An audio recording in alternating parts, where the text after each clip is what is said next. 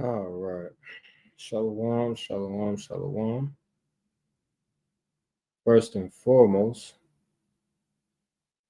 I do, of course, want to say call Yahweh, Ba'ashima Mashiach Yahushai. That's all praise to the Most High in the name of His only begotten Son, who the world ignorantly calls Jesus Christ. Uh,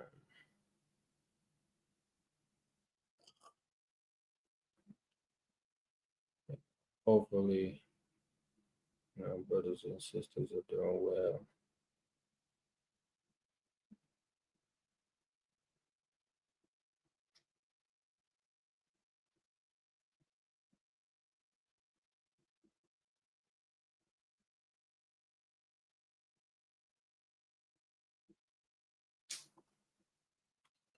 Right. But as you see by the title, is, I should have put or reference, is the Star of David,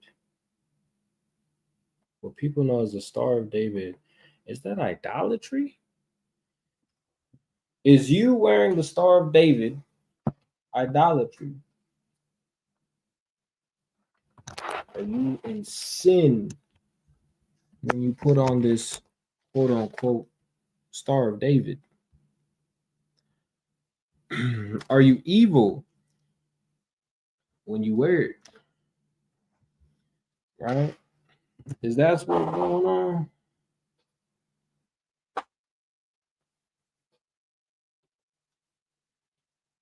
But of course, like and share and subscribe.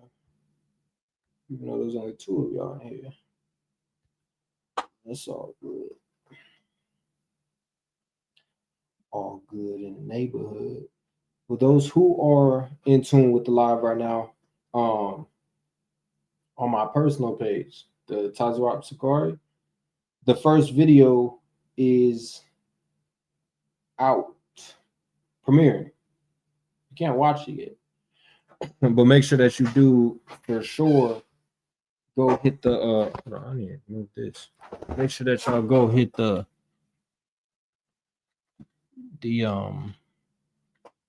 the notification.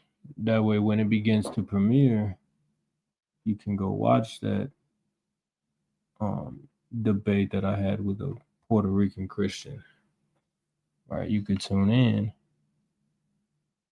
and y'all can get the edification of that conversation. All right, I think y'all like it. I think y'all like it.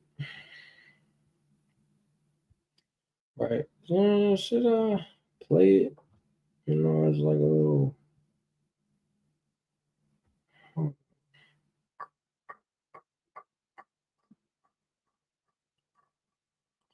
Nah. Right. So, does anybody know where they get this doctrine of um the Star of David being the Star of Molech? Does anybody know where they get that doctrine from? Right. Of course, we're gonna explain it. Break it down, so on and so forth. Does anybody explain it or can explain it?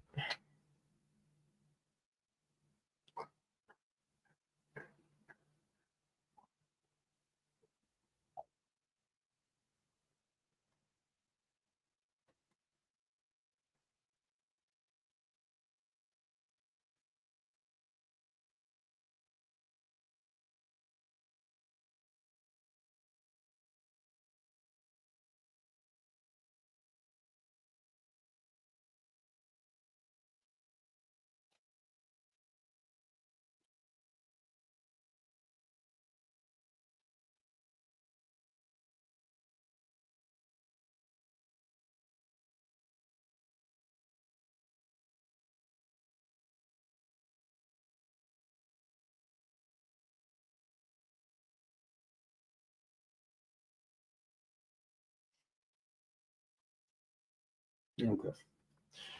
Well, they get it from this verse. um, we're gonna read it. All right, there's two verses that they might pull it from, getting this whole understanding of,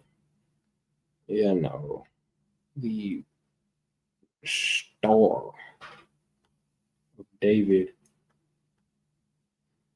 is a star reference. All right, hold on.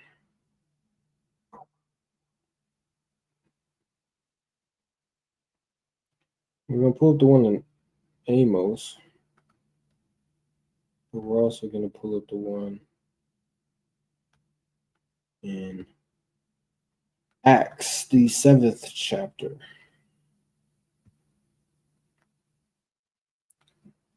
All right, so let me pull it up. We're gonna read Acts or Amos 5 first. We're gonna read this first.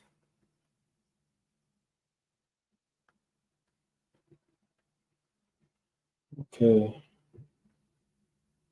So they get this whole understanding of the Star of David is the Star of Renfran or the Star of Molech, right? Now, how do we debunk that? Well, simple. It's not a star, okay? The signet that we put on, that people understand is the Star of David. People, I got a ring of it, a necklace, a shirt. Um, it's not a star, okay? Us in kindergarten learning how to draw a star is not a star, right? You won't look up in the sky, which is where we find stars.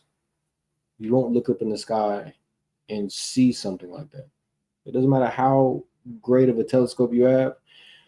It doesn't matter how, you know, clear you can see a picture. You will never see a star look like that, right? Stars are circles. They're not six-pointed figures. That's the easiest way to do it. But of course, we got to break it down. We got to give scriptures. We got to give the edification for the nation. Okay. So let's read Amos. Let's start. Boom. Amos 5 and 21. It says, I despise your feast days. I will not smell in your solemn assemblies. There's a reason. There's a reason why Yahweh is at dislike or hateful towards our feast days. There's a reason for that. We just got to keep reading. Right? So, verse 22. Though you offer me burnt offerings, your meat offerings, I will not accept them. Neither will I regard the peace offerings of your fat beast. Take you away from me the noise of your songs, for I will not hear the melody of thy viols. Right? Shalom to everybody that's tuning in. Right? I'm not going to hear the melody of your viols, but let judgment run down as waters, and righteousness as a mighty stream. Have you offered unto me sacrifices and offerings in the wilderness 40 years, O house of Israel? But ye have borne the tabernacle of your Molech, and Chion, your images, the star of your God, which ye made for yourselves. Now,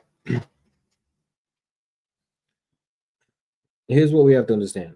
Every time we see the word star in the Bible, it doesn't mean the Star of David, right?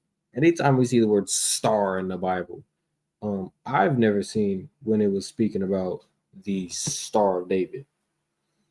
This star here, of course, we're going to get into it in a second. But if they want to say that and they want to play a word game with stars, or that's a star, and it told us not to, the star of Molech, the star of Renfran, the star of Chion, that's evil, that's off.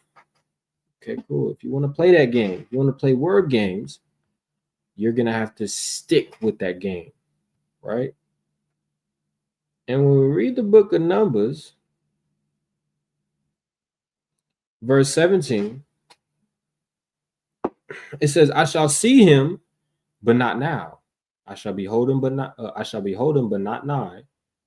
There shall come a star out of Jacob, and a scepter shall rise out of Israel. Who is it speaking about? What is it speaking about? Christ. Oh, y'all can see my. What happened to my? I don't know what happened. Boom. Right? But we see here that Christ is referenced as a star that's coming out of Jacob. Right? Not only do we have that, but in Revelation 12, over this head of this woman, which is Israel, it says, and there appeared a great wonder in heaven, a woman clothed with the sun and the moon under her feet, and upon her head a crown of 12 stars. So, what am I doing? I'm showing that every time we see the word star, if they want to play a word game, every time you see the word star, it doesn't automatically mean something as evil or unrighteous. Okay. We just got where Christ was called a star, and now we got at the children of Israel being called a star. Right? But you also have something like this. Right? Daniel 12, what's it 10?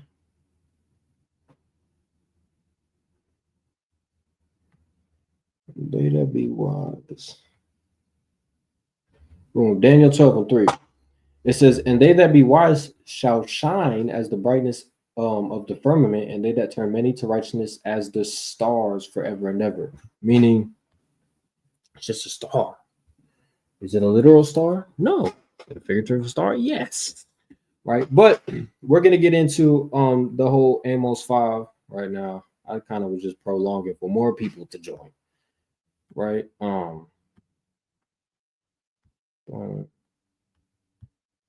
But I want to let y'all know that the first video is premiering on the new channel, right? So make sure that y'all go here and you hit this button that says notify me, right? Of course, after you hit the subscribe button, you hit the notify me button, right? And y'all stay tuned for that. Of course, it's going to be early in the morning. That way, right when you wake up, boom, you have a cool debate, entertainment, right? Good, fun, food. And as you see, right, it's a Puerto Rican Christian who goes against us, right? Now the whole conversation was grace, faith, and the laws of Moses, right? So make sure that y'all tune in because it's a lot of edification, right? You see a little rascal over here. So let's go to Amos 5. No, not Amos 5, Acts 7. So the two verses, there's only two verses in the Bible that mention the star of Remphan, right? Or Remphan, or they'll say the star of Molech. One, no, it's not the star of Molech, it's the star of Remphan. If they want to argue it, they got to say it right. It's not the star of Molech. So it says Acts 7, and we'll start up. Of course, verse 40 and 41 is speaking about Aaron and how they made that calf in the wilderness. Verse 42, then God turned and gave them up to worship the host of heaven. So this is what's going on. Okay, they're worshiping the stars of heaven. Not a star that we learned in kindergarten, but a star of heaven. Right? As it is written in the book of the prophets, O ye house of Israel, you have offered to me slain beasts and sacrifices by the space of 40 years in the wilderness. He's quoting Amos 5. It says, yea, you took up the tabernacle of Molech and the star of your god Remphan, figures which you had made to worship them. And I will carry you away beyond. Right? So what's going on is, of course, we went off and we began to worship things that are not ours. Right? First and foremost, they have zero evidence proving that the lily in which we wear, which people know as the Star of David, is this same God of Remphan. They have zero evidence of that. Right? So if anybody wants to say that that's what you're doing, it's a simple question. Can you prove it? Can you prove that the Star of David is, in fact, the same thing as the Star of Remphan that we worshipped in the wilderness? Can you prove that? Taking two pictures and saying, see the resemblance, taking to Shalom, Lily's taking two pictures and saying, see the resemblance, that's not proof, bro. That's not proof. We're going to prove, right? We're going to show, and we're going to give the evidence proving that this lily in which we wear is not the same thing, right? But let's go into this Greek words for a second, right? Of course, you got tabernacle of Molech. Molech, right, just means king. Right? It says the name of the idol god of the Ammonites, to which human victims, particularly young children, were offered in sacrifice. Its image was a hollowed brazen figure with the head of an ox and outstretched human arms. It was heated red hot by a fire from within, and little ones were placed in its arms to be slowly burned. While they prevented the parents from hearing the dying cries, the sacrificing priests beat drums. Okay. One, that's not the lily that we wear. Right? They'll try to make a connection with a figure. You can't do that, right? You just can't do that. Anybody can make something look, you see, that really means that. It's not proven, right? Ammonites are Canaanites, right? Canaanites were not walking around what we know today as the Star of David, right? That wasn't their thing. That wasn't their lingo, right? It was a custom that we had. But watch this. This word Molech only mentioned once in the New Testament. It goes back to the word 4432, which is just Molech or king, right? Now remember, we went over this in proving if Melchizedek was a Canaanite or not, right? And we read that Genesis, right? And the word Malak in Genesis 15 or Genesis 14, Genesis 14, it just means king, right? But it also can mean a Canaanite deity. Does anybody remember why this word can mean a king, but it also can be a Canaanite deity? Does anybody know why?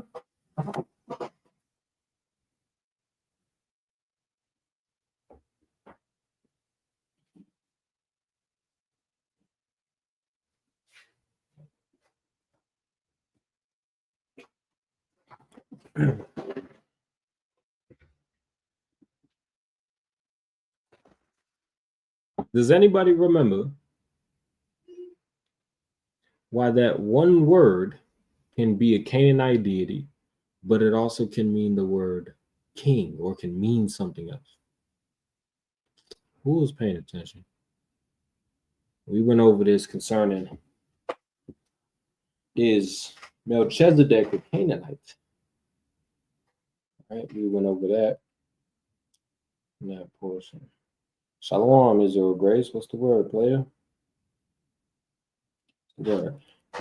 All right. So the reason why this word can mean a Canaanite deity and it can also mean the word king is because we spoke a similar language, right? We had differences,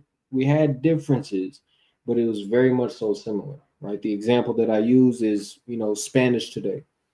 The Spanish that Puerto Ricans speak is completely different than the Spanish that Mexicans speak. Vice versa with Dominicans, right? They're similar. They can understand each other when they have conversations, but there is still that realm of confusion because there's just a little bit things that are different. It's the same thing. The reason why this word Molech can mean the Canaanite deity, but it also can mean king, it's just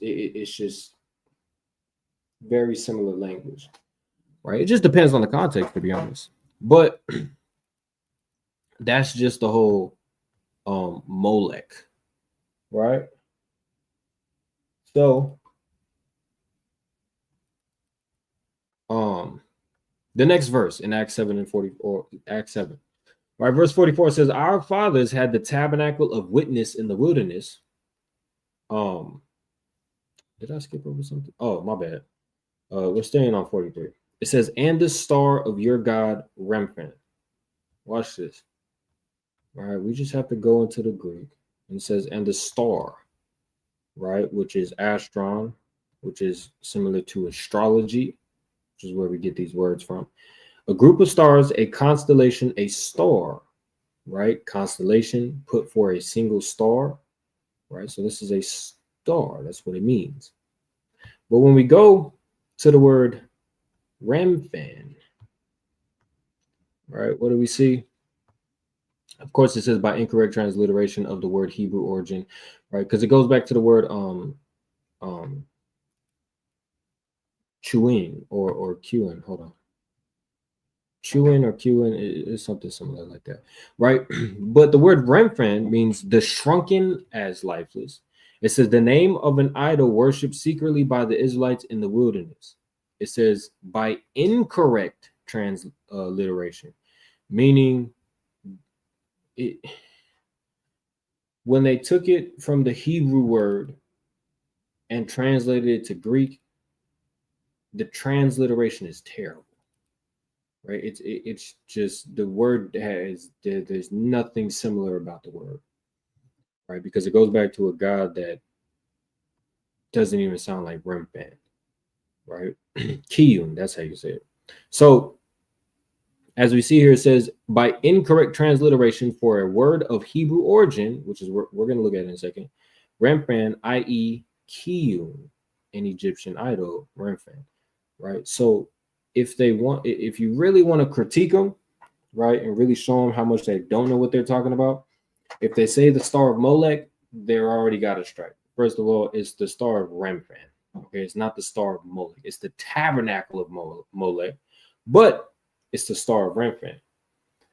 But even if you want to say the star of Remphan, that's still incorrect because it's the star of Kiyun. Remphan's not even, it's a terrible transliteration, right? Do y'all know what the difference between a transliteration and a translation is?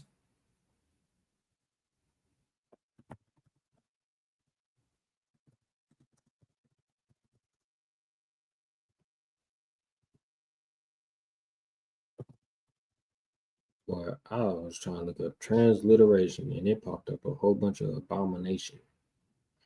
No? Okay, cool. Well, listen, this is why we all for boom, right? Just for simple terms. All right. The main difference between translation and transliteration is that translation conveys the meaning of words from one language to another. So a translation from let's say Shabbat, right? So if we have the word Shabbat, which is Hebrew, if I want to translate that in English, it'll be peace. That's the Shabbat, peace, right? Or a Sabbath day. My bad, I'm tripping. Sabbath day, right? So a translation of Shabbat will be Sabbath day, right? So if I say, man, it's the Shabbat, man, it's the Sabbath day. That's a translation. Now, if I want to say a translation, it said while transliteration focuses on the spelling and sound of words, a transliteration of Shabbat would be peace. I like this. It's okay. I can't read Japanese. I was gonna read that, but I don't know what that is. But that helps us. It says conveys a translation conveys the meaning of the word from one language to another. For example, the Japanese word, whatever that is, translates to hello. We see how hello is spelled, and we see how whatever this is spelled. Two different things. Maybe that's ni hao. I know that. Um, Transliteration converts the spelling of words from one language to another without changing the meaning. For example, the word hello transliterated to Japanese is, this. Clearly these are two different things. So to put it in simple terms, it's literally like you're taking a word and then you're just spelling it in your own language. That's it, right? A translation, so if we take the word Shabbat, a translation is Sabbath day or peace or um, a holy day, right? That's a translation, right? It's giving you the meaning of the word. A transliteration just literally word for word, boom. Okay, boom. So what it means by when we go back here, it says a incorrect transliteration for a word Hebrew origin, meaning when we look at this word, it looks nothing like this word, right? It's an incorrect transliteration, right? So let's go to the Hebrew, right? So the Hebrew word, geez, okay. I feel like a terrible teacher if I don't tell you this. This is the Greek word, okay? We read Acts 7 and 44 or 43. We see the word your God, Remphan. This is the Greek, right? All this is Greek. So when we go into this word for Remphan, it's G4481. The G means Greek. So we go to this Greek word and we see that's Greek.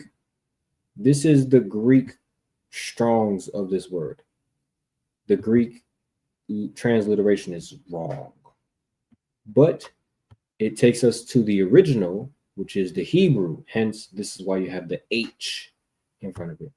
So when you look up Strongs in the Old Testament, they'll always start with H. When you look up Strongs in the New Testament, they'll start with G because it's Hebrew and Greek. All right, so when we go to the Hebrew word, we see that it's pronounced Kiyun, right? An image or pillar. Watch this. Probably a statue of the Assyrian Babylonian god of the planet Saturn and used to symbolize Israelite apostasy. Right? So the Strong's definition, it says, i.e. an idol, right? By euphemism, for some heathen deity, perhaps corresponding to Priapus or Baal Peor, Kiyun, right? So when we see this word being mentioned, it's mentioned once in the Old Testament. So the word Remphan is mentioned once in the New, and the Hebrew word for that, the original, what Paul was quoting, was it Paul talking? What did I just do? Let's see if I'm pretty sure that was Paul talking.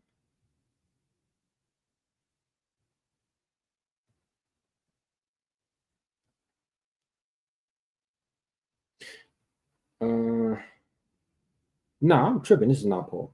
This is Stephen. This is Stephen, ain't it? Hold on. Yeah, okay. This is Stephen. So this is Stephen speaking. Sluggy, y'all. It's not Paul speaking. Paul gets that. He's the next chapter. So let's go back to the Hebrew. Right. So Stephen is quoting Amos 5, right? The only verse that we see this word kiyun, right? The only Strongs for this word right here, right? Proper noun with reference to deity. So this is a god. Now, what is it? It says probably a statue of the Assyrian Babylonian god of the planet Saturn and used to symbolize Israelite apostasy, which makes sense because Saturn will be a star, right? It'll be something in a constellation, right? Now, when we went over the Greek for that word star, that was one of the definitions, constellations, right? The things that were above us, right? In the firmament, the stars. So these people were literally worshiping a star, a god that is resembles a star. Watch this. We're going to take a look at Sir Kiyun. We're going to see if this has anything. Right. Now, I'm going to show y'all something. Here's what you do not let nobody get away with. If I were to do this and I look up Kiyun God, you see here? You see how we see the lily? We see the lily. We see something like the lily, the lily, the lily. This is all Facebook posts. All right. These are Facebook posts.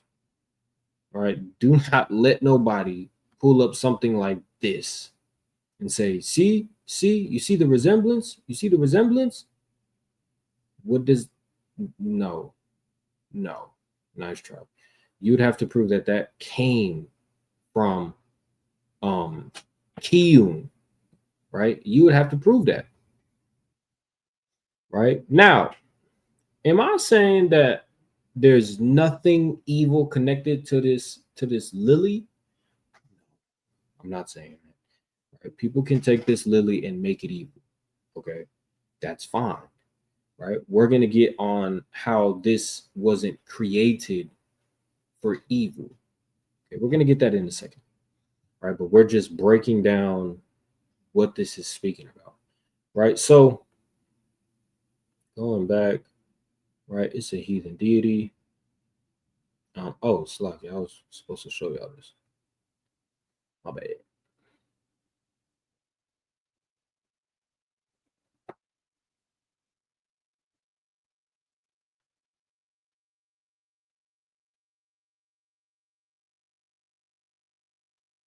Where is that?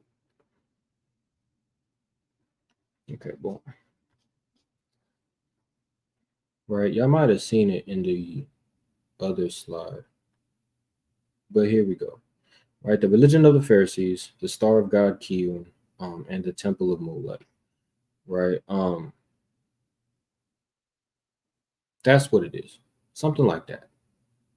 Right. To understand Judaism, we must examine the beliefs of the Pharisees and their pagan gods, and to understand the gods of the Pharisees, we'll do them. Yeah, Talmud. Right. That's not. Come on, like we're stretching. Right. Let's do this. Let's look up who started.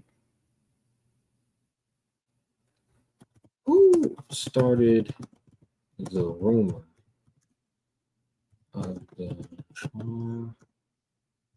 naming being rampant?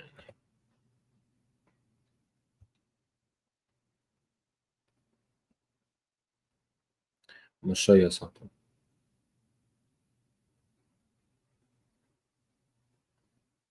Oh, they lying like a motherfucker.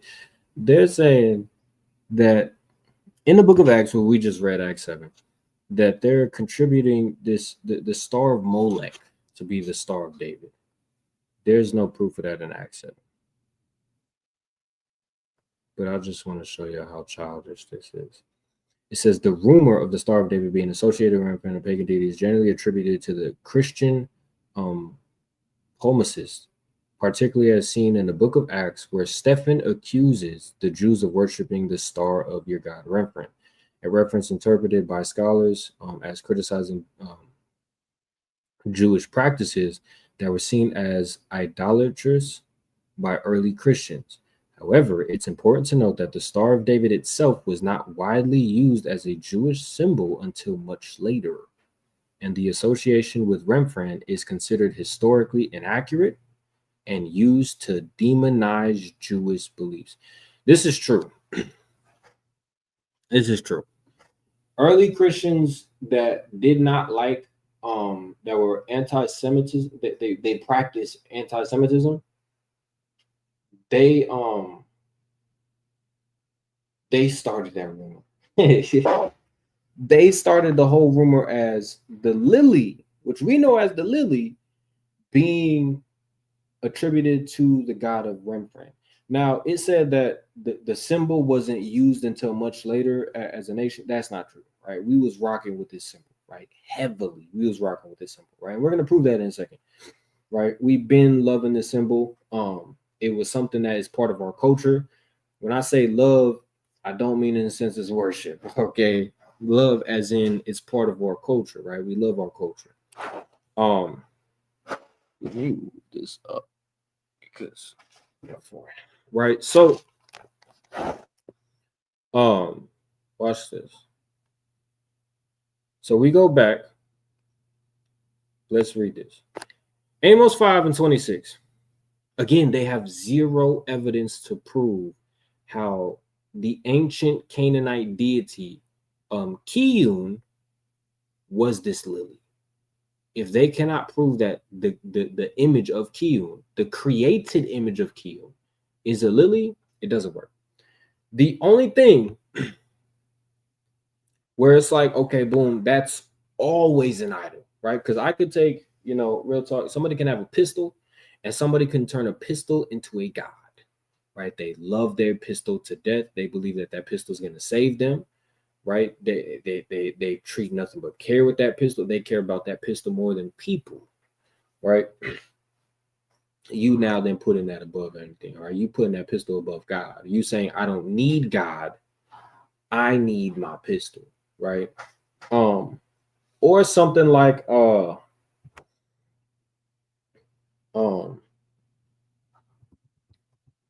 say somebody just builds something, and the purpose of them building it, right? This is something that ain't been built before, right? It looks strange, but the purpose of them building it was solely for a God. This is a God. So anything that looks like this, it's this God. That's different. If vacuums been existing and somebody for whatever the hell reason wants to worship vacuums, that doesn't mean every other vacuum is off. No. That what we not gonna do, right? What we're not gonna do is take something that's been existing, somebody begins to worship it, and then say, y'all are in idolatry. Y'all idolaters, right? That's idolatry. Y'all gotta repent. Nah, I ain't worshiping this symbol. I don't pray to this symbol. I don't sacrifice unto this symbol, right? And in Acts 7 and in Amos 5, it was not talking about this symbol. It was talking about an ancient Canaanite deity where they had a practice where Israelites were practicing worshiping the sun Saturn, right? Or Keel. I feel like I did a breakdown on this before.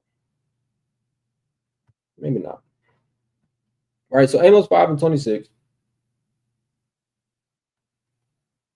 Show my screen again. Amos 5 and 26. It says, but ye have borne the tabernacle of your Molech and hewn your images, the star of your God, which you made to yourselves.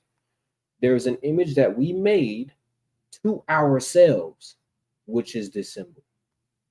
This is in the time of the wilderness, right? This is what Amos is saying. This is speaking about the wilderness of 40 years. Boom.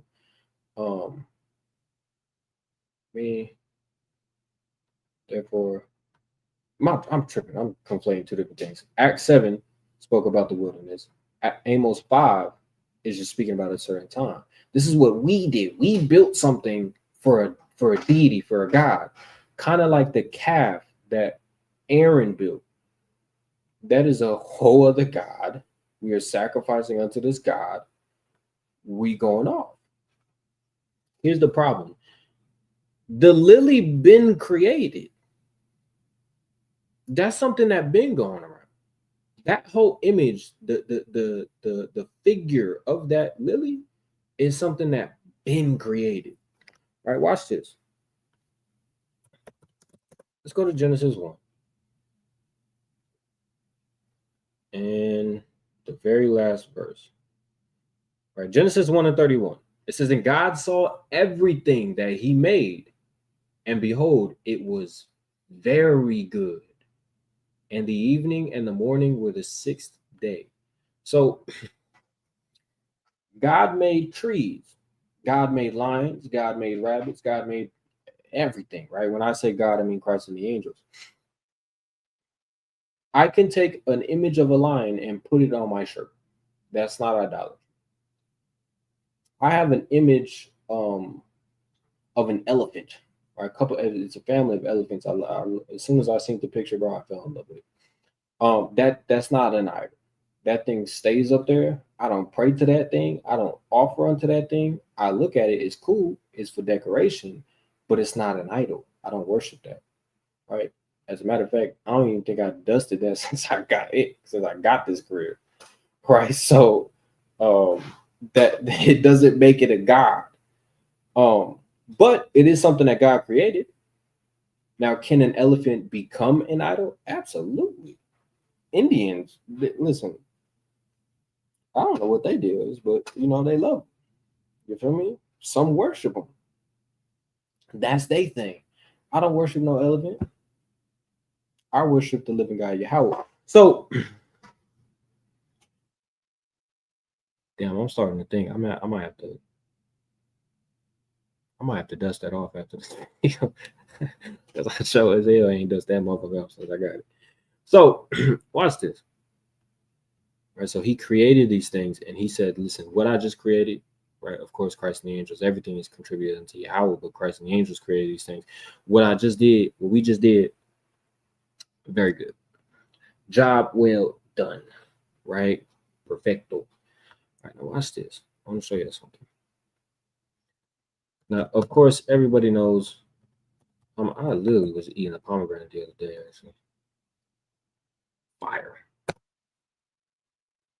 All right, everybody knows when you just look up a pomegranate bud, okay?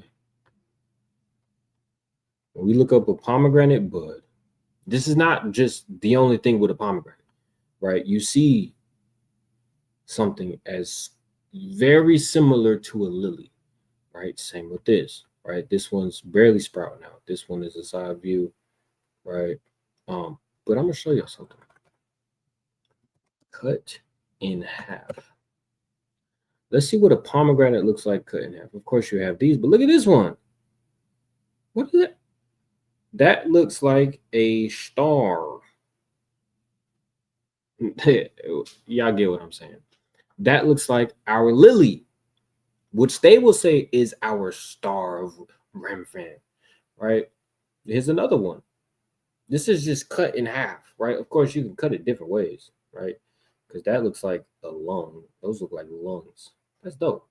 I just peeped that, right? You see it something like that. I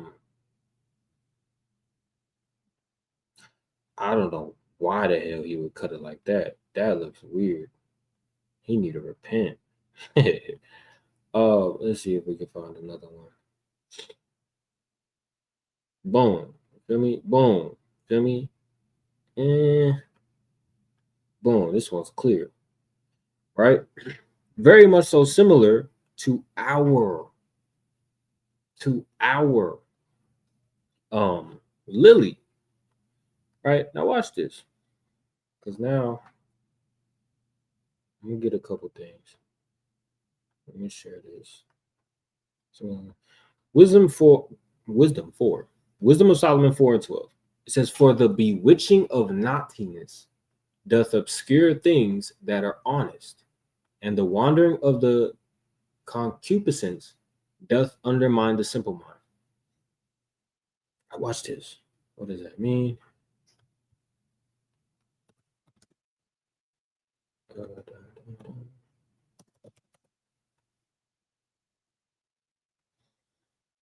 Check out. All right, Wisdom of Solomon.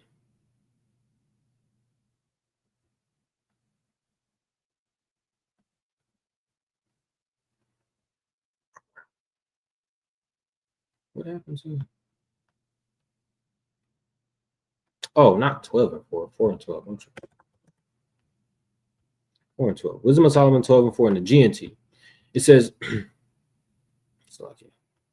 we all know that people can be so fascinated by evil that, right? We all know that people can be so fascinated by evil that they cannot recognize what is good even when they are looking right at it. Innocent people can be so corrupt with desire that they can think of nothing but what they want, right? Meaning, if somebody just has this evil desire to worship something, they can do that. You'll be amazed what people worship, right? If somebody had a desire to worship, a rock like Islam, to kiss it, and when you kiss it, like what Muhammad said, when you kiss the stone, your sins are forgiven. Wisdom of Solomon 12, my bad, Wisdom of Solomon 4 and 12. I read it in the KJV and the GNT. Wisdom of Solomon, that section, like between 12 and I believe 17 or 18, all of that is good precepts for idolatry, right? But like that little, of course, he goes into other things, but that little section from chapter 12 to chapter like 17, 18, Solomon goes into idolatry a lot, right? Like he describes it and he expounds on it, right? Real quick, since we got more people joining in, Make sure that y'all go subscribe. It premieres in 2 days, right? So on your Sunday morning, is it Sunday? Monday. On your Monday morning, right? Y'all got to go back to work. We don't like it, but we got to, right? But you can get you a nice, entertaining debate with myself and a Puerto Rican Christian, right? A lot of things went on in that conversation, but it's all about grace, faith, and the law, right? So, of course, make sure that y'all do subscribe to the channel as well, because I will be doing lives, different videos, street interviews, right? I think that y'all gonna love this new style of interviews that I'm doing, because me personally, I ain't seen nobody do it yet, right? Of course, I'm talking to my people, but I think that y'all love it, right? And of course, comment under the video so I can know how y'all feel about it, right? When it does get posted. So when we go back, let's take a look at this. What am I?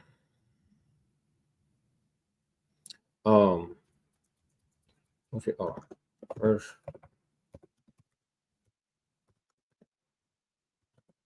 Boom. Right. So when we go here,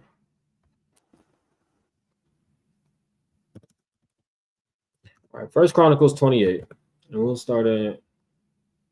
Let's see.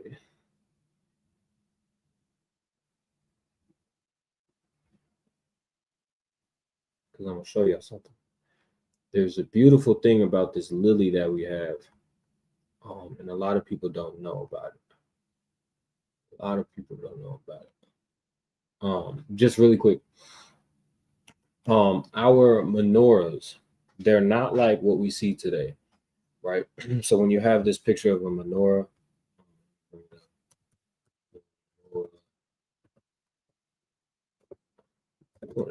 Christ, I spelled it wrong. Menorah,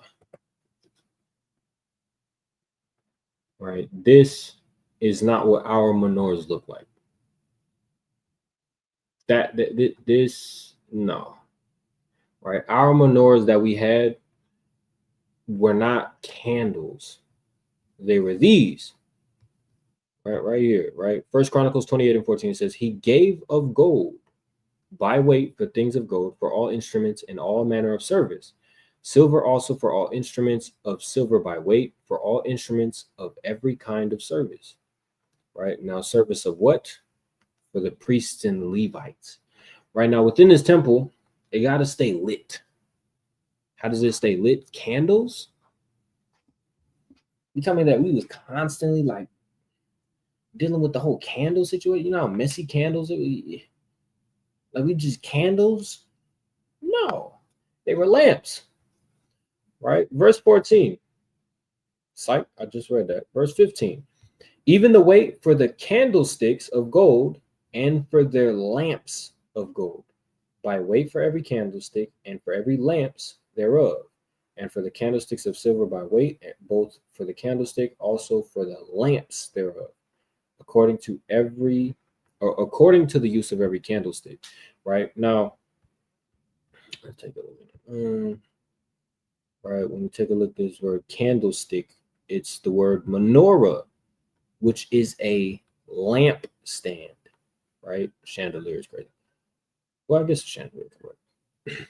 Right, but it says for their lamps, right, which is a lamp. Of course, it can mean a candle, glistening lamp, light burner. Right, the way we utilized it, it's similar to this whole breakdown of the two witnesses. Right now, if y'all are not familiar with the two witnesses breakdown, that is something that I could do. That's a good idea. Let me write that down.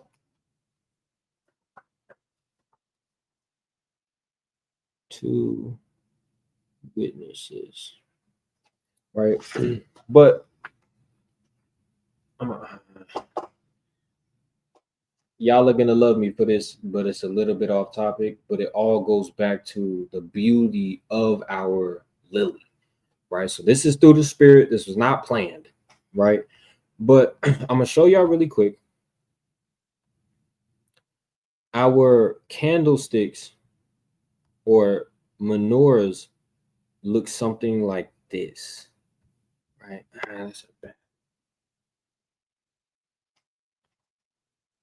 I have an archaeological record, but ancient manuscripts menorah.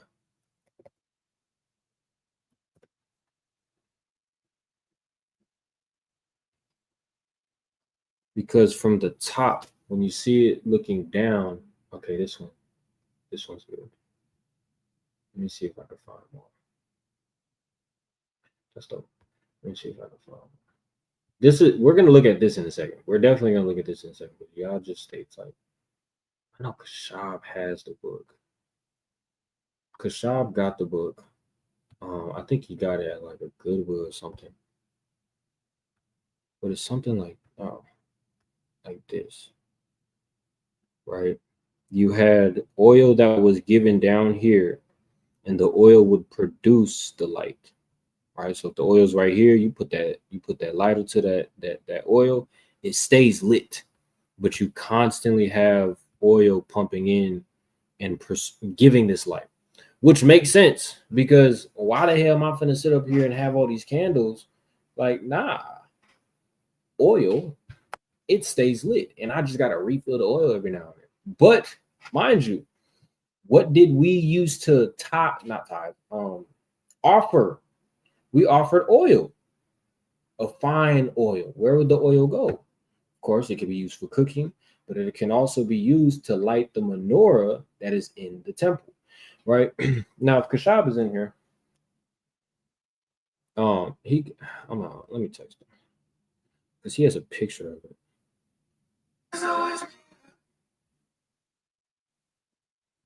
Menorah. It was always.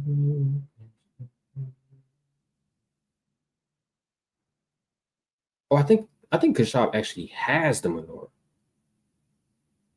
I don't know. If I find it, I might post it on my Instagram or something. But here's the beauty of things, right? So when we go to Revelation 1, right, we see something, pretty interesting. Not Revelation 1, Revelation 11. In Revelation 11, right, we see something about these two witnesses, right? And they shall prophesy 1,203 years in sackcloth. These are two olive trees and two candlesticks standing before the God of earth.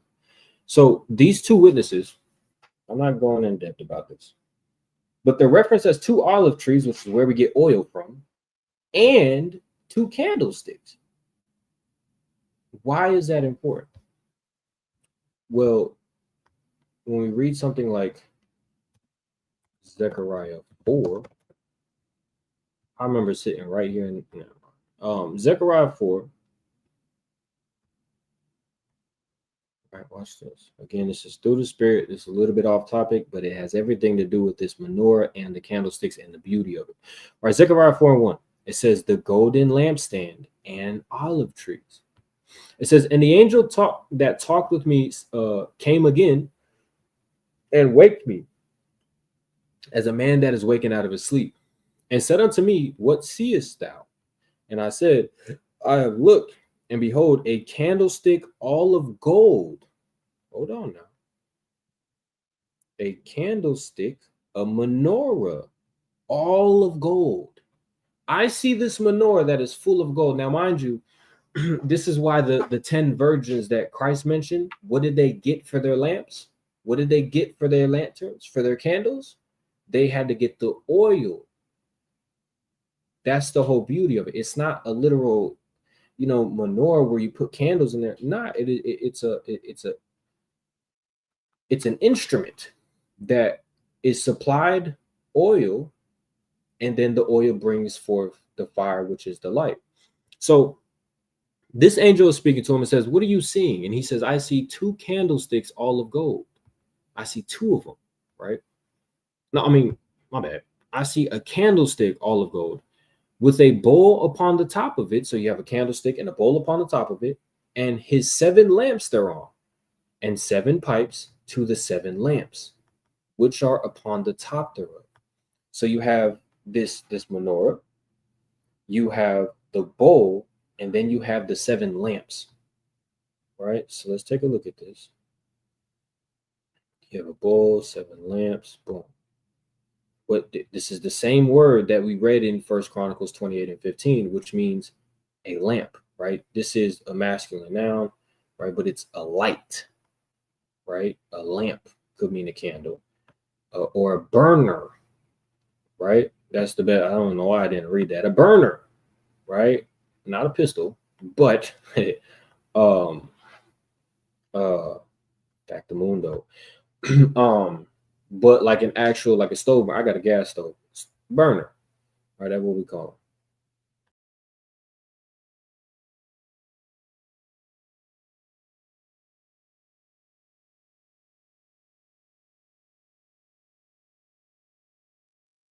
Y'all ain't see nothing.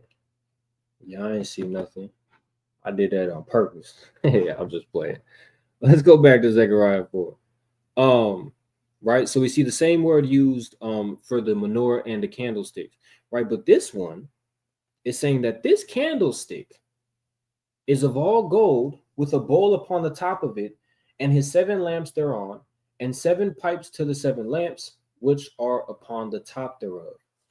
So you have this bowl that is connected to seven pipes, and then the seven pipes are connected to the seven lamps. And all of this is this menorah, right? This candlestick.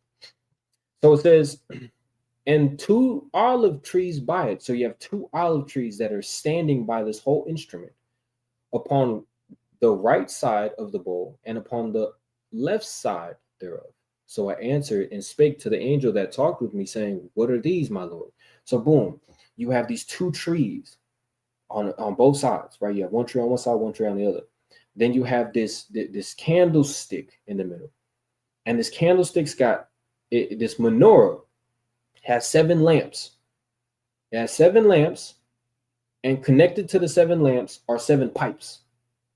And from the seven pipes is where the bowl is, right? So the bowl, so it goes the bowl, connects to the pipe connects to the lamp. The whole thing is the candlesticks, and there's two olive trees standing on the side of it, right? So he's like, listen, what is this? Then the angel talking to me answered and said, knowest thou not what these be? And I said, no, my Lord. Then he answered and spake, saying, this is the word of the Lord unto Zerubbabel, saying, not by might, nor by power, but by my spirit, saith the Lord of hosts. Who are you, O great mountain, before Zerubbabel, that thou shalt become a plain? And he shall bring forth, we're going to skip now.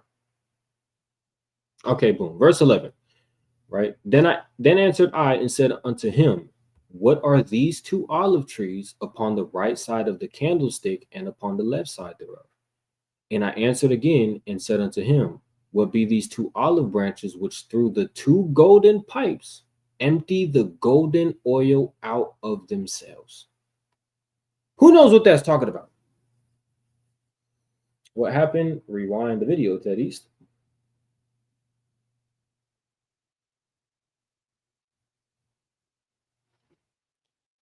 You see, it's similar to cinnamon. This oil was the fourth ingredient in the holy anointing oil.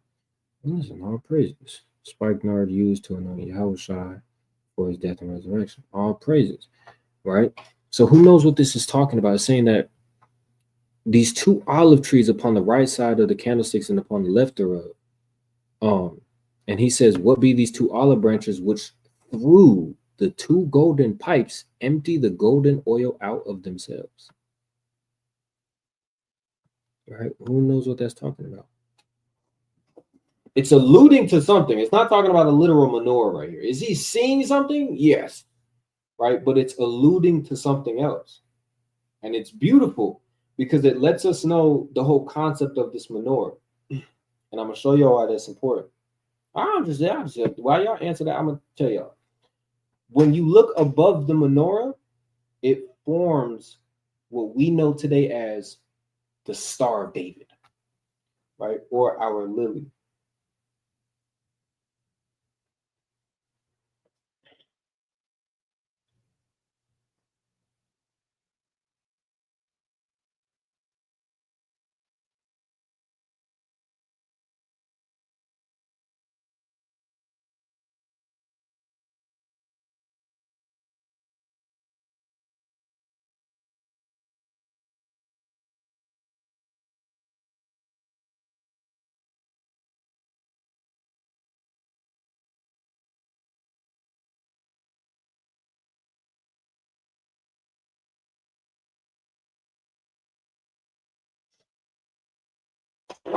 It's all good.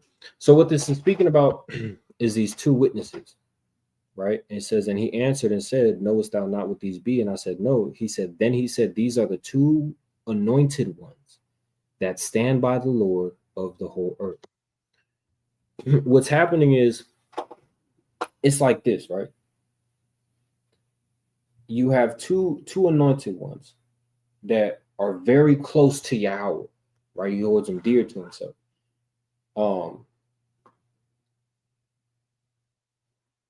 Through these two people, like when we had Shalom, family, when we had John the Baptist and Yahushua, right? Boom. That's the big guy right there. They popping right here, right? Oh, they're dying. What the hell you got going on? You damn imposter. You damn imposter. Right? That's Danyala and Natazia. Right? They just put the earrings on like Dragon Ball Z and hit the damn boom. You feel me? But like Moses and Elijah, right? Did you ever set up a Zelle? I did not. I did not set up a Zelle, brother. Yeah, no, I did not. I don't even. I think I might have. No, I did not, brother. That was a question. What was the question? The ancient menorah or all of them today's? The ancient menorah. Today. Oh, my bad, sister. My bad. I apologize. Right, I do remember talking to you, Slaughter. I did that last time. Slaughter says, the ancient menorahs is what resembled the lily when you looked over it. Modern day menorahs, right? They're just a flat line. But when we looked over the ancient ones, it formed that lily right there, right? But what's going on is you got these two anointed ones. So AI don't get punished for supporting the body by the IRS. Okay. Yeah, I might look into that, sister. But what's going on is you have these two anointed ones that are really close to Yahweh, and through them they give the. Yeah, I got you in a second, brother. They produce oil, right? Because remember, they're these olive trees. They produce oil that lightens the candlestick, right? Now, what does this resemble? Well, we see this phraseology of candlestick in Revelation, right? And what do we see? The mystery of the seven stars, which thou sawest in my right hand, and the seven golden candlesticks. The seven stars are the angels of the seven churches, which is the leaders over the churches, and the seven candlesticks, which thou sawest, are the seven churches. So the candlesticks represent a church. So you have these two olive trees that are producing oil. Now, what is oil? Oil can be referenced as our doctrine, right? They produce oil that gives the light to the churches, and then the light or the churches then show that light to enlighten the whole room. So you have these two major prophets that produce the oil for those who are next in line. Those who are next in line then produce oil through the whole thing and then gives it to the nation. You feel me? That way we can be a light to the nation, right? So that's the whole beauty of that whole menorah, right? Because he utilizes it through an angel in Zechariah 4 and utilizes it in Revelation 1 and Revelation I just read it 11, right? So that's the whole sidetrack. Let me see if I can find this ancient menorah, bro. I mean, I showed this one, but it doesn't really give us an overview. I am about to show y'all an artifact that helps, but there's a picture. Just can't find it, bro. Let me see if I can find it here.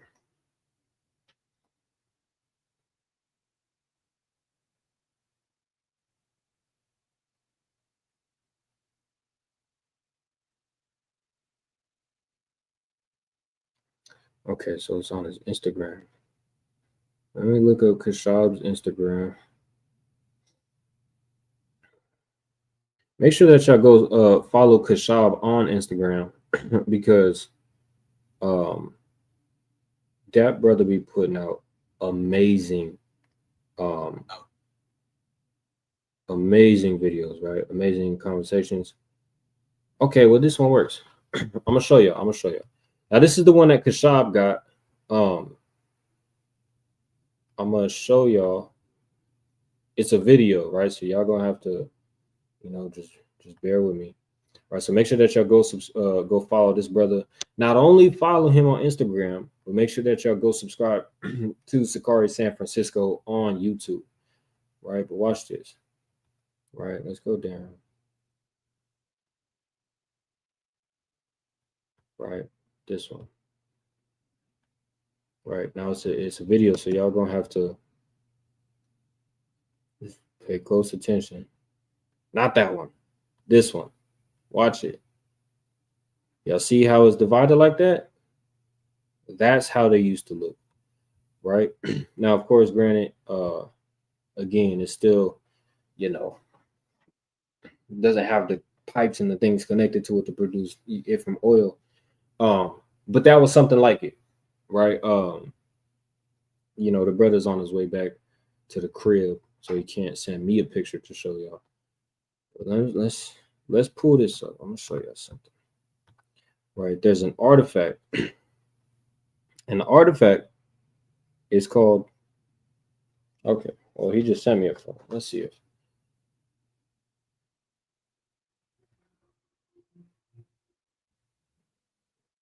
Oh, well, he showed me a completely different. Let me show you. Let me show you. Like this. Y'all see it? I know it's a little bit hard to see, but that shows if you just look at it from the top view, you'll be able to see the resemblance from the top point of view to an actual lily, right? Let's look up this artifact, right? So it's called damn, I forget. Um,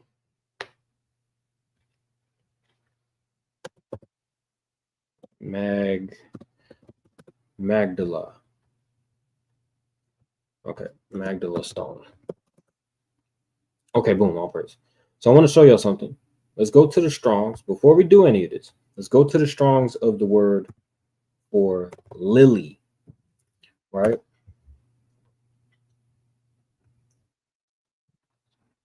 Let me show y'all something. Oh, I keep doing it, right? So, right, this is the Strongs H7799, right? Shawashan, right? Shawashan. And it's mentioned 13 times as lily and one time as Shoshanim, right? So um it says lily, probably any lily-like flower, right? Shoshanan in title of Psalms 45. Watch this, the Strong's definition. Feminine, Shawashan or Shawashana, a lily, from its whiteness as a flower. Watch this. As a flower of architectural ornament. Y'all see that? The Strong's for the word lily says as a flower of architectural ornament, meaning it is something that is utilized on buildings. Oh, I thought I wasn't sharing my screen, Lord of Christ. On buildings, on stuff like that, right? So the Strong's for the word lily tells us that we utilize lily, this flower, for architectural work, right? Now, when we go into H, well, let's do this one first, right? This is the verb, right? To exalt, rejoice, display, make mirth, right? Greatly be glad. Robert Strong's 8837. Damn. H 8837.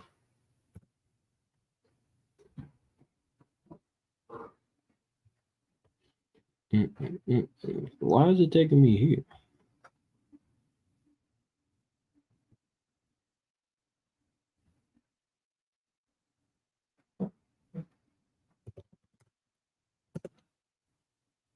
Oh, I put the wrong way. Right. This one is just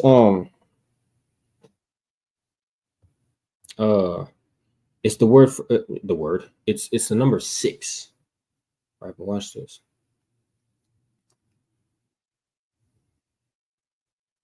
So the word 6, right? Cardinal number, original number, right? So Yash, primitive, as I'm saying,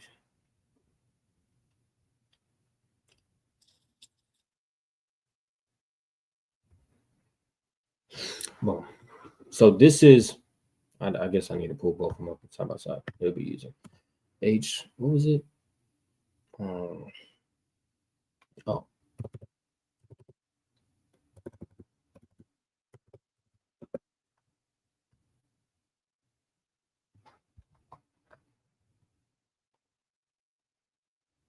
it's all good, brother. You ain't gotta worry about that. Give me 1 second, Sean.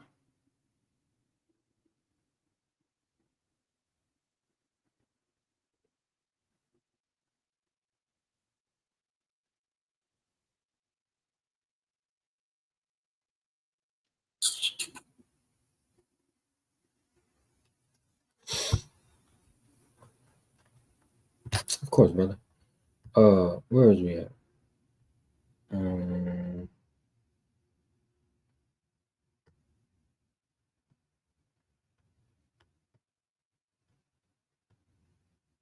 oh, okay, cool. Let's see what this. Of course, it says what is white of ornament resembling lilies, right? Um, various rings of trumpet and pipes is like common lily, while similar. Right. Okay, whatever. Watch this. We're gonna read First Kings 7, of course, because this word lily that is used for architectural design is utilized in First Kings 7. Now, what's going on in First Kings 7?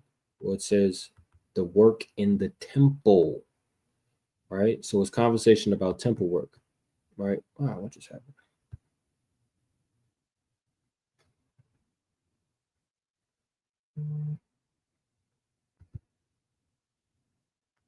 All right, so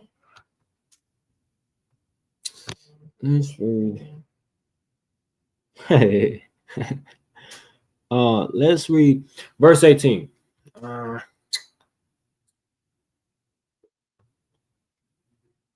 we'll start at verse 18. It says, and he made the pillars and 2 rows round about upon the top, the one network, to cover the chapiters that were on the top with pomegranates. And so did he for the other chapiters. All right, now, people will play a game saying that this word pomegranate is it's a literal pomegranate. Like they literally took a pomegranate and slapped that thing on the temple. No, no, no, no. Right? I'm gonna show you why.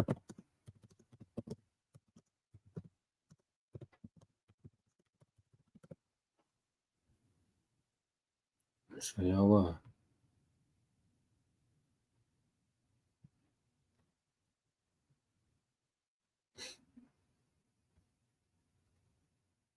Pull this one up. Um,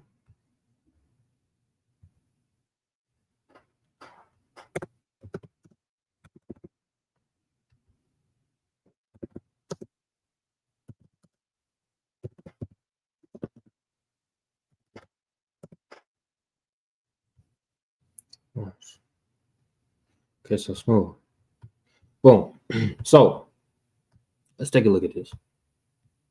Right. This is the oldest archaeological record that we have of a menorah. Right. So what y'all about to see right now is the oldest archaeological record of a menorah. Right. Not a lily, but just a menorah. right, so watch this. Right, it's called the Magdala stone. Right now, y'all see it. Y'all see it right there. Looks like a regular menorah, right? But here's the beauty. This is the top of it. So you have a menorah on the side, right? Where's it at? I want to see if they show the side of the. Okay, boom. This one's good. You have a menorah on the side, and then in the middle of the menorah, you have something that looks exactly like a lily, right? Lily work, right? There's all different types of designs that people can use for this lily, right? Look, Kashab in the building right now, right? Y'all can see his channel. That's the same name on YouTube, or not YouTube, Instagram, I believe. So make sure that y'all go like, subscribe, share, follow, whatever have you. All right, shalom, family. But we see that there's lily work on the oldest depiction of a menorah. Right now, if somebody tells you, man, you got to get rid of that Star of David, man, that Star of Rembrandt, that's a graven image, man. You got to get you like a menorah or something. You got to get you like a nigga. That what's the difference? You tell me that nobody worships a menorah? I'm not gonna cap. This Hanukkah just passed. There was a big old menorah on a big old mountain. I'm talking about a big old menorah. It's just on that mountain, right? We seen it every day going to camp and coming from camp. Somebody worshiping that thing, right? But come on, man. You can't say that this is a graven image, but then that's not a graven. First of all, this is a graven image right here. These pots right here, graven image. These little pillars right here, graven image. All of this is a graven image. Does that mean you worship this graven image? No, bro. When you write your name on a paper, when you sign a check, that's a graven image. I don't know why they be playing games like that. Not gonna listen to any heathen who knows not what they worship. Well, all praises. But yeah, that's the Magdala stone. You feel me? Good archaeological research for you. Right, there is another stone. If Kashab is in here, he knows there's a stone on a temple. I just forget the damn name of it. It's an old ruins of a stone, of a lily. It's like it.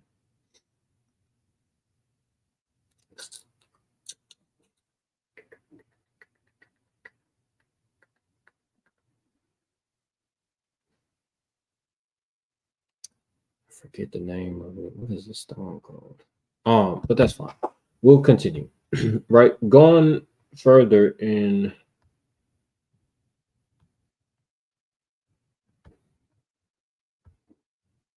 What the hell?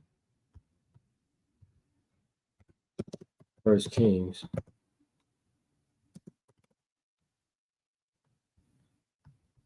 All right, First Kings 18.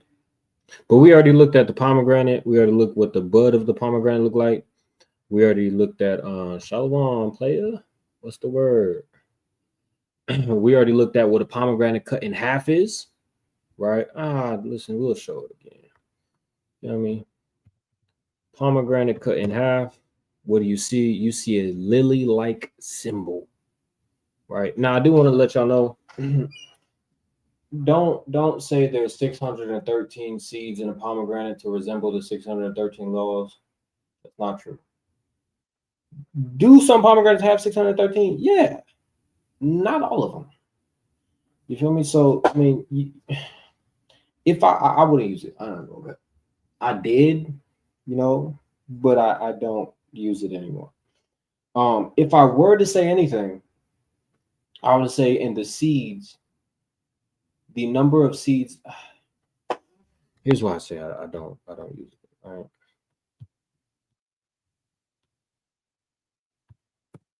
How many seeds in a pomegranate?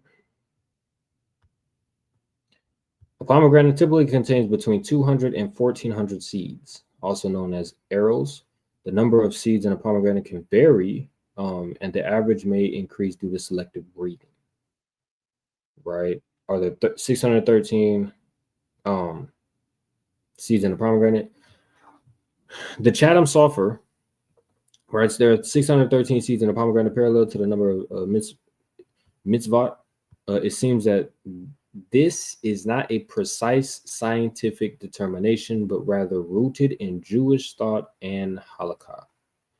Right? So don't say that. Oh, the brother in the building, right? Make sure that y'all go subscribe to Rob Yawasop. Oh, Rob, you ain't even oh, my bad, player. My bad. You gotta have a Tulio. You in here lacking. Ephraim, man. Ephraim.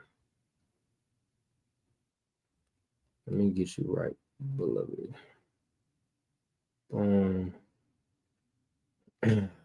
Okay. Go to channel, add as moderator, pin user and timeout. All praises. Here we go. 3,800,000,000. I'm just playing. Boom. Right. So you could plug your Robbie outside, you could plug your YouTube channel in the chat. And make sure that all y'all go over there and subscribe. We don't celebrate Christmas. So go somewhere. Not go somewhere. If you're an Israelite, you know, we don't celebrate Christmas. It's off. It's evil. We don't deal with that. It's an idolatrous worship.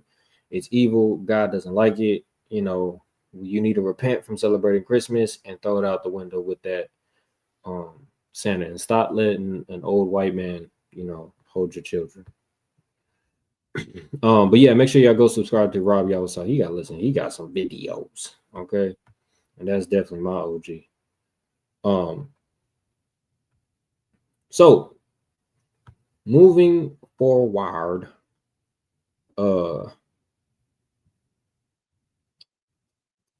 verse 19. It says, and the chapters that were upon the top of the pillars were of lily work in the porch 4 cubits. Now, remember, we went into this word lily, and the Strong's definition literally says of, I'll just pull it up again. Strong's definition literally says as a flower of architectural ornament. So how many times has vocab defeated y'all in every debate? Not gonna cap vocab. He came out here in Arizona. We had a 3-hour conversation, and he posted 15 minutes of that conversation. So I'll let you take from what you will. But we posted the whole conversation unedited. So I'll let you deal with that. But I mean, if you would like to come up and, you know, defend your daddy, you can. You feel me? Jeremy Weaver. I bet you won't last 5 minutes. Bet you won't. Any topic that you want. Any topic that you want, Mr. Jeremy. Yeah, what's the link?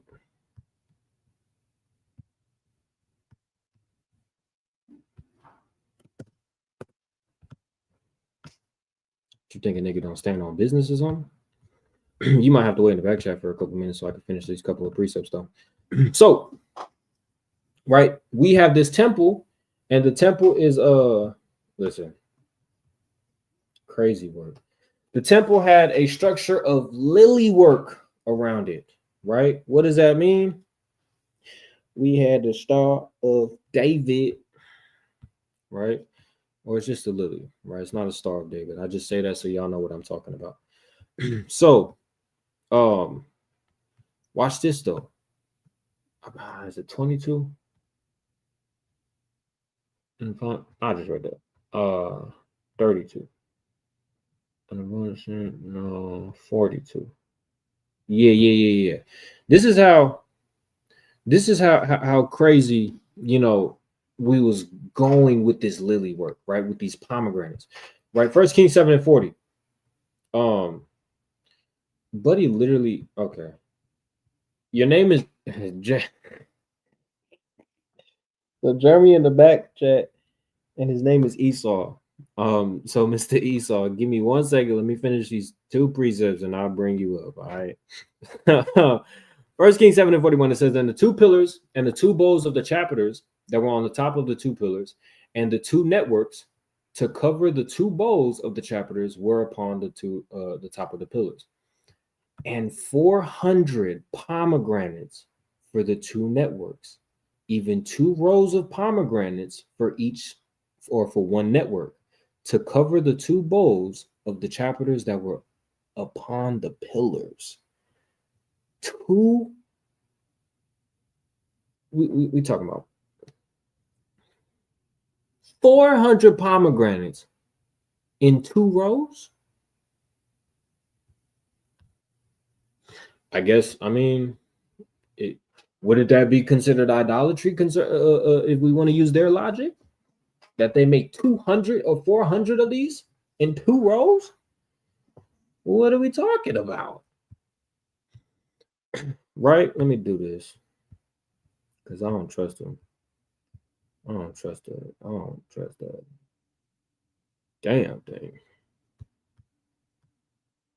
Hold on, because we don't know what he about. Let's just do this. Okay, Mr. Esau, you on the stage. What's the word, player? What's good? What's good? What's your ethnicity, dude? I'm black. I was just fucking with you with the East, so I just wanted to twist your head real quick. Okay, what proof do you have that vocab defeated us? I don't have any proof. I wanted, like you said, any subject. I wanted to switch it up because I'm not a Christian. I'm not none of that. You know what I'm saying? I don't even believe in that.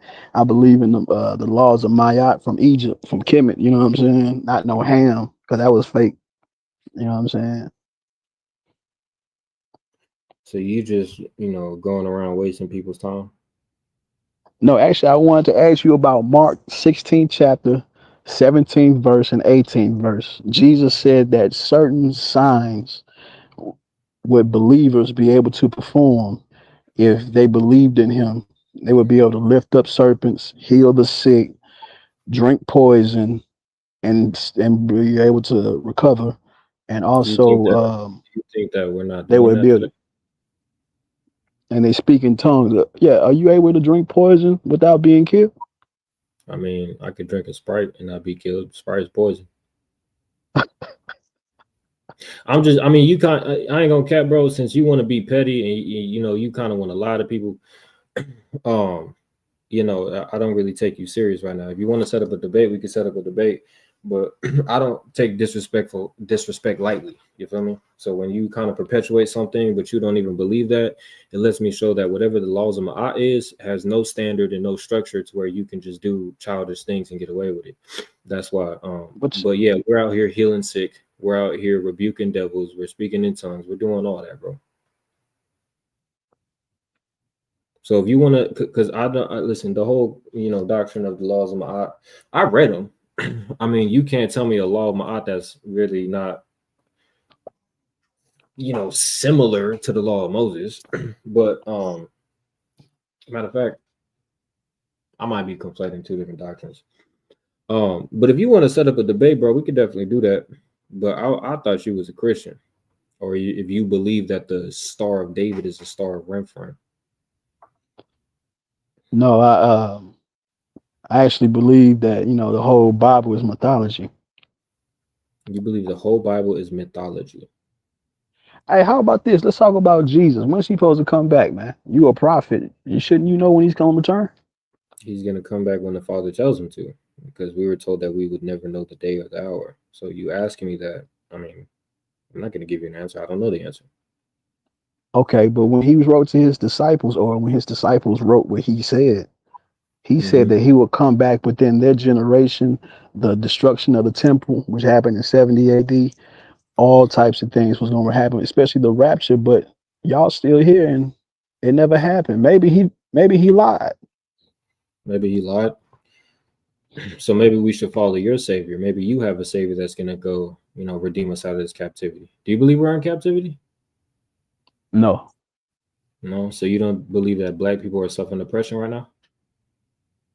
No, sir, it's just the rules of the game. Just like how y'all like Jacob. Didn't Jacob lie to get his blessing? The rules of the game is to disenfranchise, marginalize, destroy, utterly destroy a group of people, and that's just part of what game is it? What game is that? That's a game. Well, y'all are the supplanters, right? You're really the Jacobites. You're not Israelites. You're Jacobites. Same Because thing. Jacob means a supplanter. Y'all are the supplanters. Okay.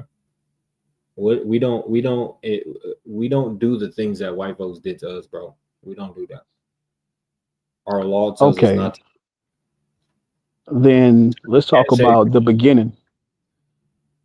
What do you mean? Talk about the beginning. You were talking about Christ. Now we talking about Israel. Now we talk like that's what I say. What you got? Jacob said to his Uh-huh. mother, I might curse myself if I do this. When he dressed up as Esau and he lied 3 times in front of his father said, "Are you Esau?" He said, "No."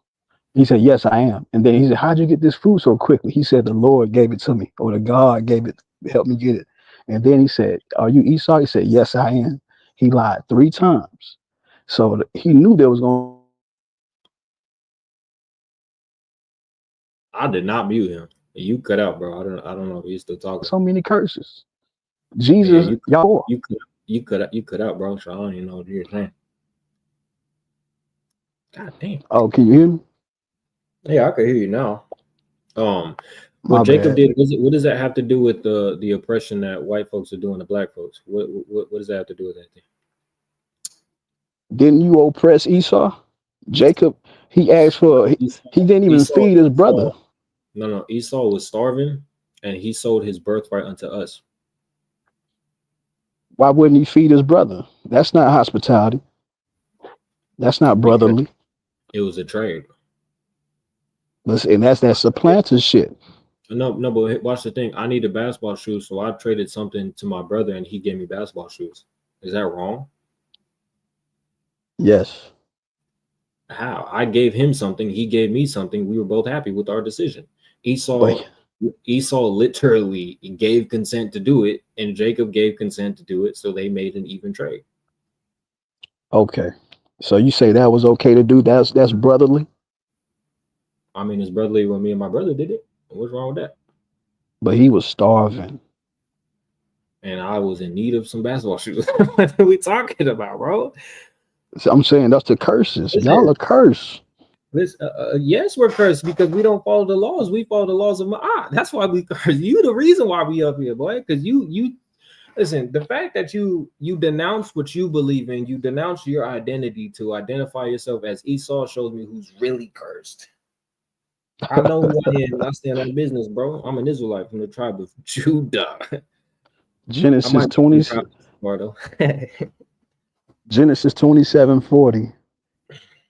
What? Isaac tells Esau that he's going to break the yoke of Jacob, but he's Yeah. going to have to suffer and be under Jacob until he breaks the yoke. When did he break the yoke? The Renaissance. The Renaissance. I So just then went over why? I just went over that in the last video concerning Pope Nicholas V, which is good historical evidence if any of y'all want to watch it. Give me 1 second, brother. Give me 1 second. For those of y'all who are just tuning in, make sure that y'all go. I'm gonna remove you from the stage for like 5 seconds, bro. Yeah, I'm gonna bring you back up. Make sure that y'all go subscribe to the new channel. The first video is out, right? It's going to be released Monday morning. That way, y'all terrible Mondays where y'all got to go back to work. Y'all got a good edifying debate. Pretty interesting. It's a Puerto Rican Christian against myself, right? And then many other videos are coming right after it, right? So make sure that y'all go subscribe, share the video when it comes out. Make sure y'all hit that notification bell. You feel me? Make sure that y'all go comment because comments boost it in the algorithm, right? All praise to the Most High, the water. Keep going, give words of encouragement, so on and so forth. So make sure y'all go subscribe to that. All right, let me bring the brother back on. What's the word, Esau? What's your name? Your name Jeremy? Yeah, my name Jeremy. Okay, cool. So what's up, bro? What's your point of contention? I don't really understand what you So evidentially. you say that the Renaissance age is when Esau broke the yoke, which is Genesis 27:40, spoken of by Isaac. Well, when you think about it, before the Renaissance, what power did the Caucasians have? Uh, They well, the didn't have Greeks, the Romans. Yeah, but there was a period of time between the Roman Empire, um, the the um, the fall of the Roman Empire, the Ottoman Empire. You have that whole time period leading up to the 1400s, which is the beginning of the Renaissance. You have that whole time period where white folks were not ruling. But guess who was ruling? Black folks Oh, in West Africa is where we built the Mali Empire, the Ghanaian Empire, right? The homies were doing their things. You know, you got parts of nah. North Africa which were rising in empire. The Arabs were in power. White folks were not in power at that time. The yoke was broken off of their neck when they came back into power, which Renaissance literally means rebirth, meaning Okay, so they again. okay, brother. So if he broke the yoke, when is Jacob supposed to get the blessing back? Because Isaac said, "You're going to break the yoke. You're going to be free of him." So that means after the Renaissance age, that was it. That means they're supposed to be in charge forever. No, I mean no, because there's other prophecies that have to come to pass. You can't just take that one prophecy and say, "Well, that's it." No, um, that whole thing with the Renaissance is still in continuation today. We get our inheritance back when our Lord and Savior comes back, but there's still other things that we have to go through even after he comes back before we can really inherit the complete blessing and walk in that new covenant. Okay, so you know that all the okay, how about this? When in Matthew 24, Luke 21, and Mark 13, at the Mhm. Olivet discourse, when they was like the temple's gonna be destroyed, the stones are gonna be upon each other, the whole building's going down. Mhm. And it happened in 70 AD. Mhm. Matthew 24:34, Mark 13:30, and also Luke 21:32, he says, within this generation, everything is going to happen, even my return. He says, "Even my return." Yes, he said that's because in Matthew 24, he says that it's going to be a great tribulation, and then he's going to rapture his elect, and then he's going to come back and within the great power within the clouds. He even says in Mark 9 and 1, some of y'all standing here should not pass away until y'all see me coming back. Great power and glory. Yeah, that's a whole breakdown, bro. That I want to set up a debate for because that's going to lead us into you basically questioning everything that is a contradiction in the New Testament, which I don't have a problem dealing with. I love the whole biblical criticism or textual criticism, I should say. But Yes, that's sir. that's why you set up a debate, bro. Because I already knew you was gonna go there. Why do people who believe in the laws of the really like that point What you mean? where y'all go to Matthew 24, Luke 21, to establish, Christ is saying all this is gonna happen and then his return. Why all y'all who believe in laws of Mahat be going there? Because it wipes away the whole fact that we don't need no savior. We just need to follow the laws. You don't need a savior? No, sir. Okay, so um Lord in Christ. So we just in America, right? I mean, we just Yeah. there's no hope, there's no understanding of the future. Nah, the future is perpetual. It's the same every day. You know what I'm saying? So okay, so It's eternal. what you're telling us is there will never be world peace. There is. There is not world peace. What are you talking about? Eventually, I mean, but you gotta remember, everybody playing. It's a capitalistic world. Hell no. Is there ever gonna be world peace? You gotta search for peace within your heart first, like Jesus said, Luke 17:21. The kingdom's within you. I didn't ask you. I don't think you know what that means. I didn't ask you if I'm gonna be at peace. I'm asking you, is there going to be world peace? No, because it's religions, man. Everybody believing in mythology. So your God doesn't take the stand and say, you know what, all of y'all finna get on the right path and serve me the way I tell you to. He never does that. He just let people do whatever they want to do. Yes, just like in 70 AD when they came and took over in Matthew 24, Luke Yeah, 21. They that's just prophecy being fulfilled. Like that's Daniel 9 being fulfilled. That's all that is. But I'm gonna tell you something. And Michael 4 and 10. I'm gonna tell you something. What your God sounds like is a man who continually allows his woman to commit adultery, and he still caters to her and gives her the world. That's what your God sounds like, bro. Because Damn. ain't no way that a God will sit up here and allow black people to suffer for what they suffer through and never do nothing about it, and just completely just allow it to happen. And it's all good. Just turn the other cheek. That's not my God. That's not the God that we serve. So yeah, that's why I say that's your God. Have Because the God, did you huh? have you read the book of the Wars of the Jews by the Hebrew Israelite Josephus Flavius? No, I haven't. Do you do y'all prescribe that book in Sakari, or do y'all say that's a good book to go by, or not really? I don't know. I never asked about it. Okay, because the Hebrew Israelite Josephus says that the people thought a Messiah was going to return for the 70 AD when Jesus said those stones was going to come down at temple.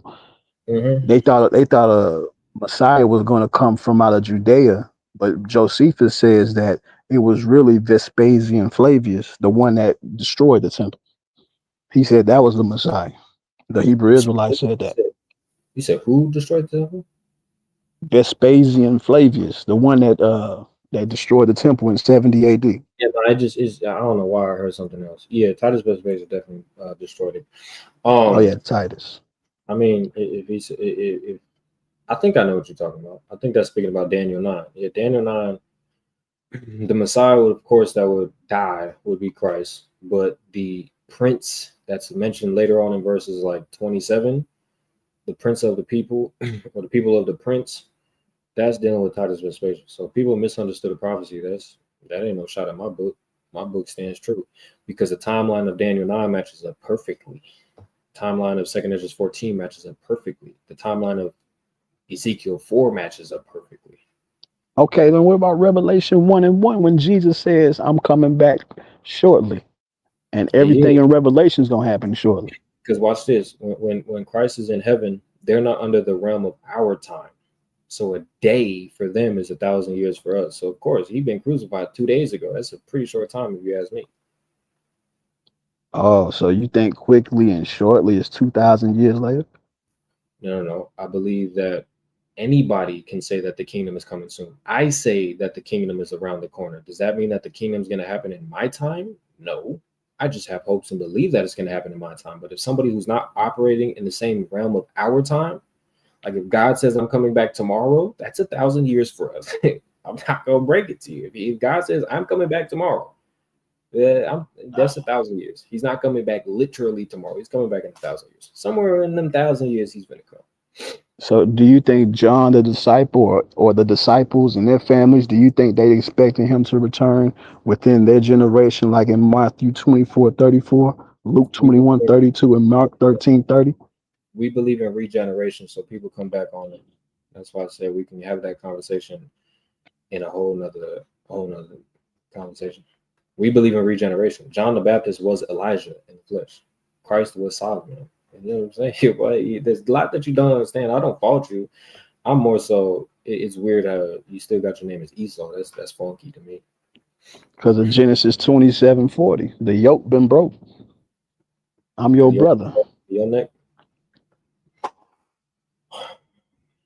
Yeah. Well, I mean, if you want to classify yourself as Esau, I mean that's your choice, brother. I don't think it's smart, especially Oh, that you hold. What you said you African American. yeah, I'm black. What does Jacob mean? Doesn't Jacob mean liar, supplanter, deceiver? I'd rather be called Esau than that. Red. I'd rather be called Ruddy, Red, instead of the deceiver. Yeah, I don't think that you understand what Esau means in Hebrew. I get what you're saying, bro. It's just not gonna work. I think that you're just doing too much. I think that you're reading the Bible and trying to find flaws in it instead of just reading it. I feel you. I'll tell this with anybody. If I believe somebody's a thief, everything that he does, I'm gonna point towards, yeah, you're a thief. Oh, you got that new jacket? Where'd you get it from? Or you got the money to get it? How'd you get the money? Bro, that's kind of what you're doing. But I do want to have a Didn't conversation because I've been waiting to talk about textual criticism, but I got to finish this breakdown. okay. All right, I'll let you do your thing, man. I was just pulling up. Hey, take care. God bless, brother. Real quick. Yes, You sir. got Instagram? No, sir. No, sir. You got Messenger? Nah. No. You got email though, right? Yeah, I got email. I don't want to debate you and things. I just want to slide How through you gonna and come up here, man? Listen, I've been waiting to set up a debate for textual criticism, and then you gonna not give me what I've been looking for, man. Come on, man. That's messed up, nah. bro.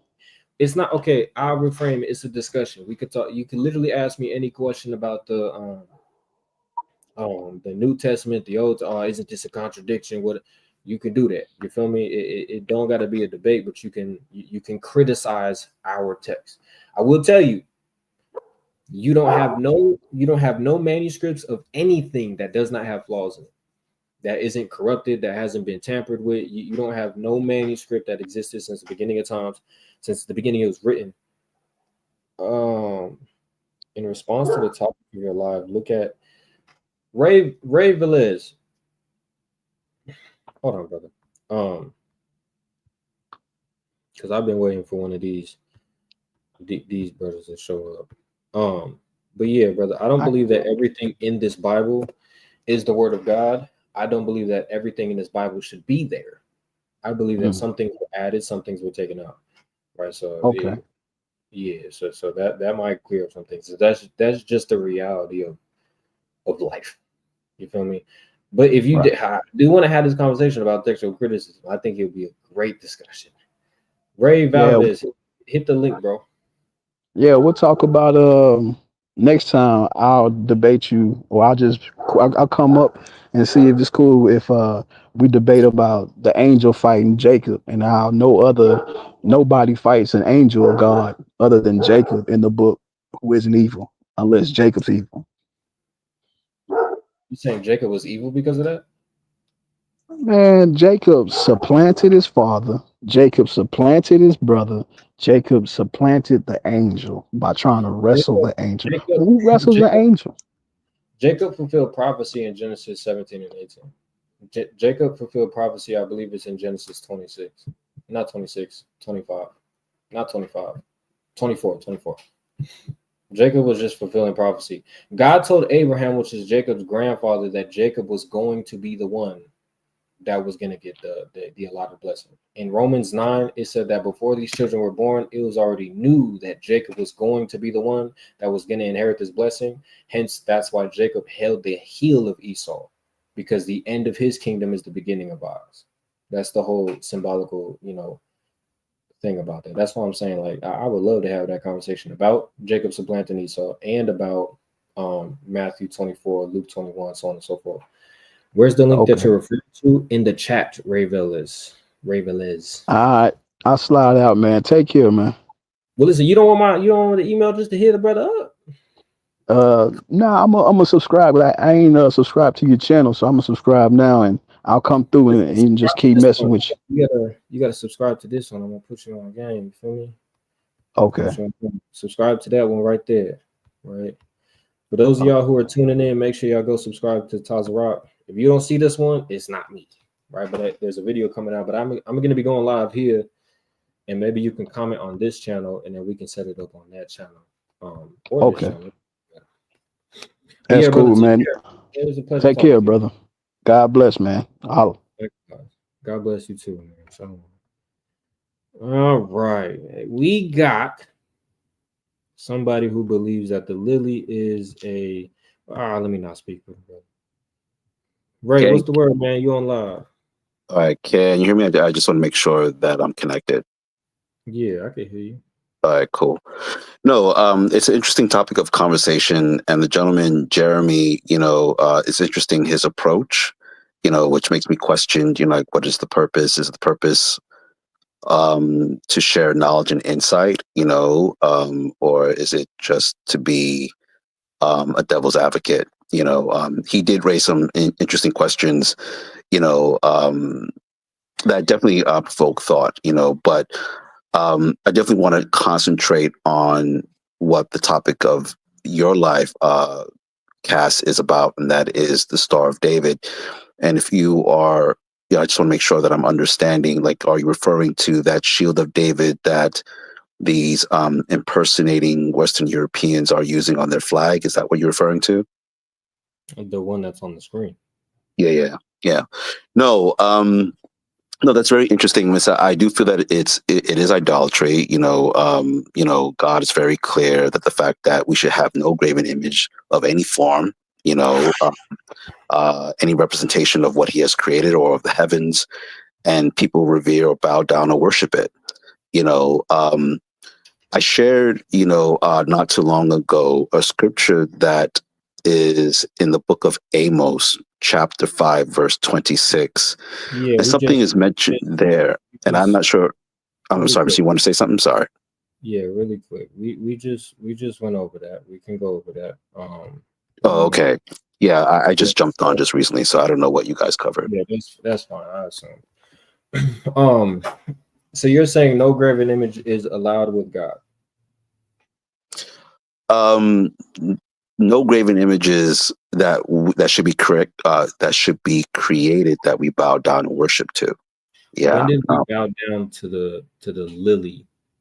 I know it as a lily. You know it as a Star of David. When did we bow down to that image in the Bible? When did Amos, we bow down to that image? yeah, because you're saying that it's an idolatrous image. I want to know, when did we bow down to it?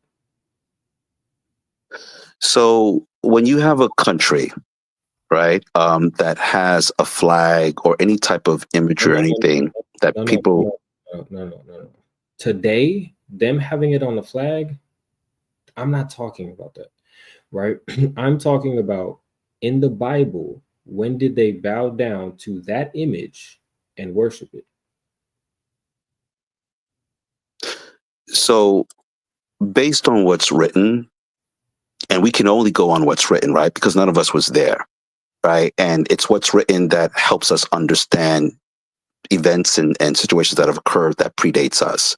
So based on what's written, okay, just like what I had shared in the book of Amos, chapter 5, verse 25, 26, and 27, it refers to where it says, and you will certainly carry Sukkoth, your king, and Kawan, your images, the star of your God, whom you have made for yourself, and I will cause you to go into exile beyond Damascus, he whose name is Jehovah, the God of armies, has said. So all I'm just saying is the fact that when I look at that here, there is a star, an image. I don't know what that looks like. There's no record as far as I know of what that is, but I know that it's the shape of a star. Really quick. Yeah. What does a star look like? A star has any type of representation, right? You know what I'm saying? It can look like anything that we can create and call it a star. Okay. So you're saying that the symbol in which is on it's on the lily, or it's on our signet, right, Sakari? You're saying that is idolatrous, and you're utilizing Amos 5 and 20, starting at 25, to support that. I want to know why you think that the symbol, which we know today as a Star of David, why do you think that that's a star? Because isn't that's what they call it, the Star of David or the Shield of David? It's either or, right? It's synonymous with each other. But Ray, they also utilize the rainbow for homosexuality. Does that mean that that's why God created a rainbow? Well, when they use slow down.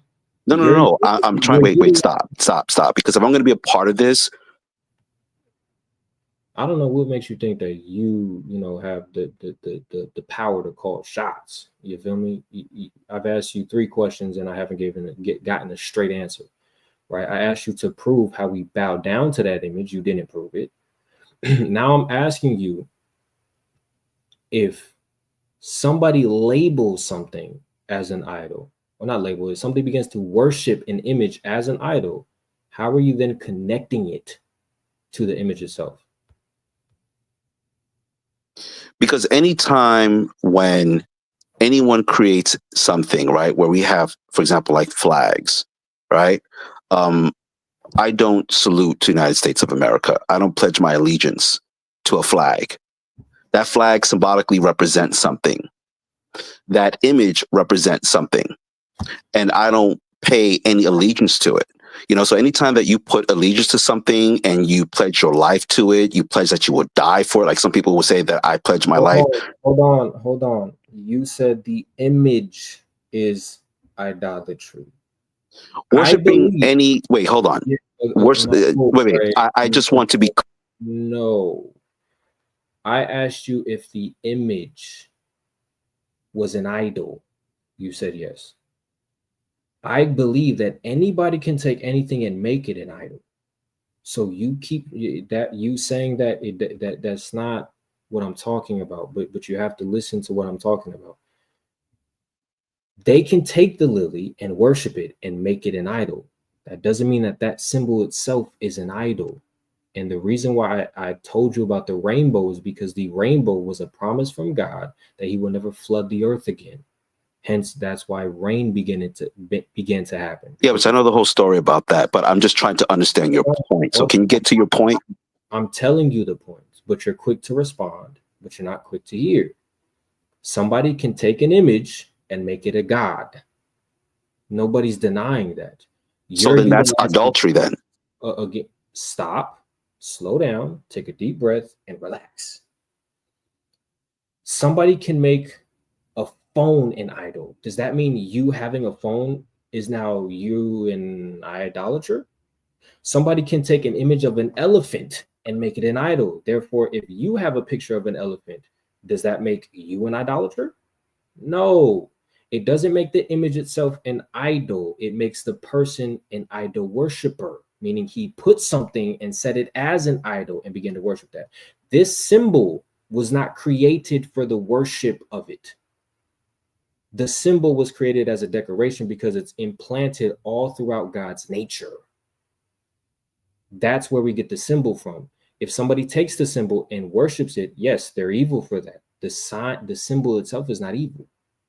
So again, I'm utilizing the rainbow because it was created as a sign from God to never flood the earth again. But people are now utilizing it for a sin that is worthy of death.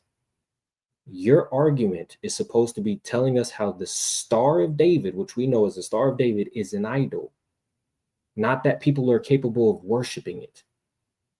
You're utilizing Amos 5 to tell us that the symbol itself is an idol. You would have to show us how this Star of Remphan, the Star of Kiyun, that's the same star that we have today, known as the Star of David. Okay. Now, I gave you the respect to express yourself without interrupting you. Now, I'm going to respond to you. If you interrupt me once, I will just jump off. Go ahead and jump off then. Listen, this is not your platform, my dude. I'll allow you to talk, but you're not going to tell me how to run things. I'll bring you back up, bro, but don't talk to me like that. You're on my platform. I can do whatever I want. All praise. Right. So again, there is no proof. There was no running. No. Okay. He showed us. All right, I'm gonna show you. He showed us that yes, people can take this cultural symbol that we have that is ours and make it an idol. He showed us that, of course. You cannot show us how that idol was created to be worshipped, right? So,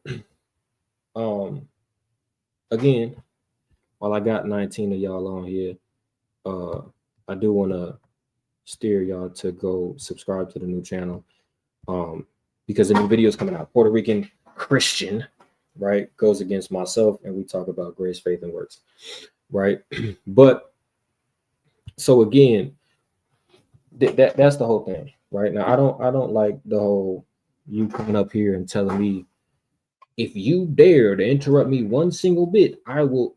Yeah, you good, bro. You good. All right, because I interrupt people when they do not answer a question.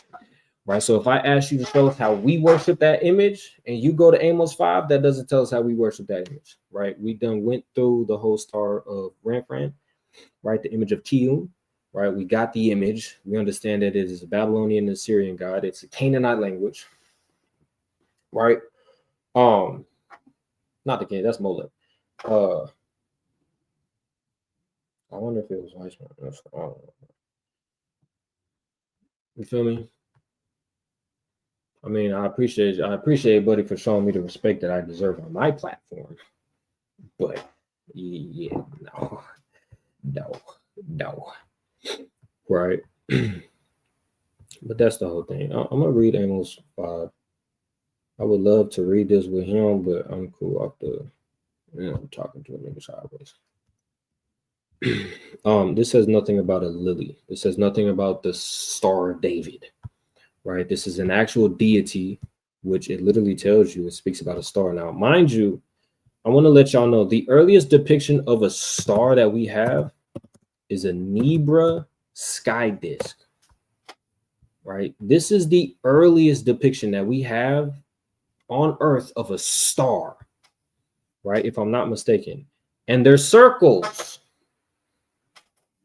Right now, he tried to utilize, well, a star can mean many things. Well, then why are you saying that it's this lily that we have? Who told you that? Right? I don't think he was white. I mean, unless he had a fake name, Ray Valles. That don't, you feel me? Don't sound very white to me. Right? Shalom, Sister Tanya. How you feeling? You know my friend Click. Who's Click?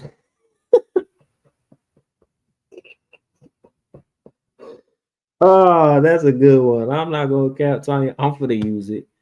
I'm gonna them companies have sons too. Yeah, that's true. But I ain't gonna accuse the brother of that because then he finished.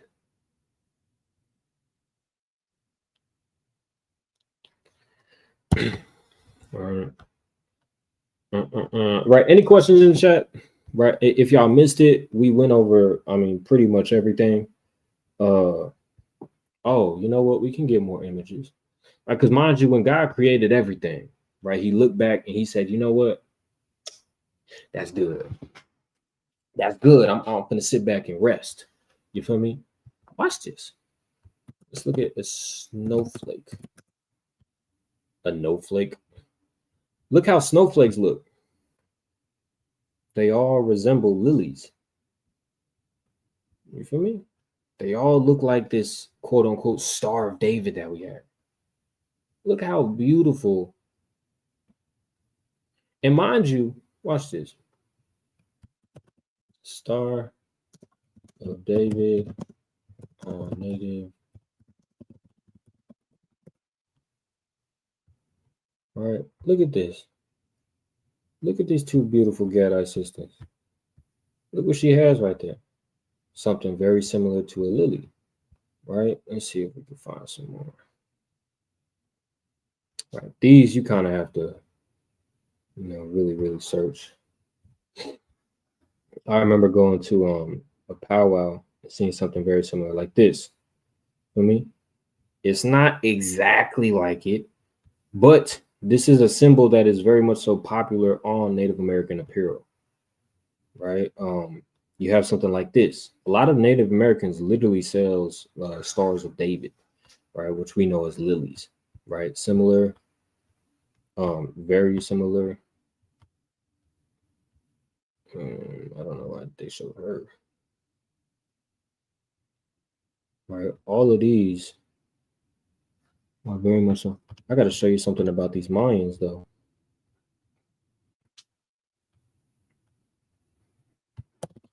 Mayan, why does he keep doing that? Mayan Star David and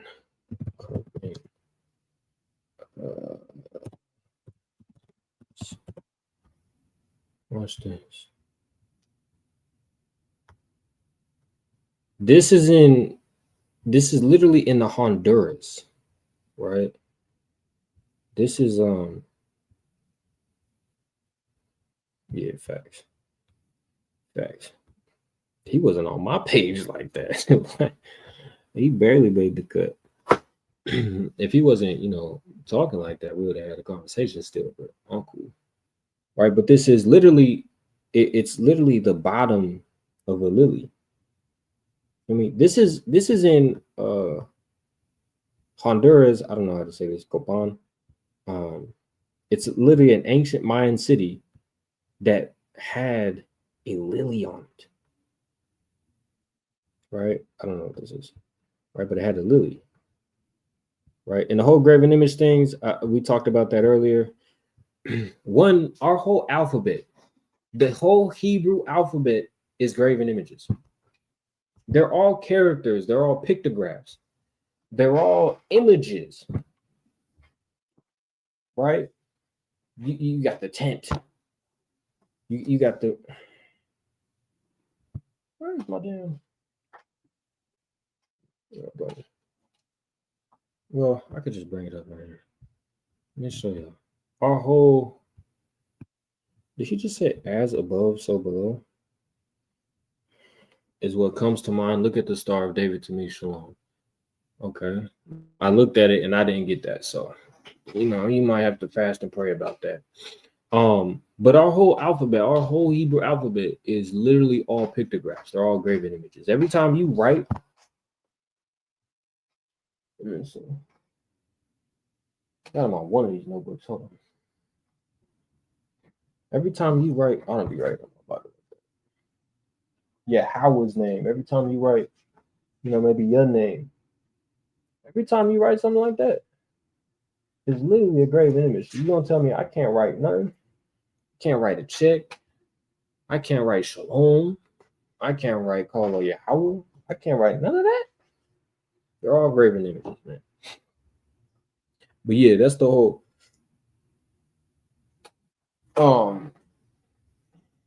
lily thing, right? The Star of Remphan and the Star of David look similar. Show me a Star of Remphan. His name is not Remphan. It's Lord Christ. You're not paying attention to the live. His name is Kiyun. You're talking about something completely different.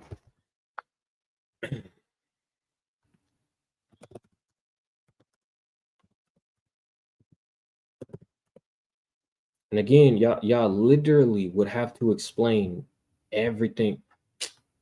I'm telling you, every time I look at the Star of Remphan, it pulls up Facebook posts.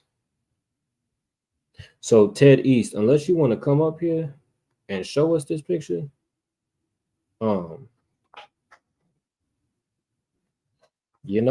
it's just Facebook posts. Every time I look it up, it's Facebook posts. You're not gonna convince me with a Facebook post, bro. I want to see archaeology where the Star of David, so to say, was utilized for the god Remphan. You have no evidence. You have no archaeology. You have Facebook posts. That's why you bugged out. I'm just playing. Not as some low weird time mean spiritual.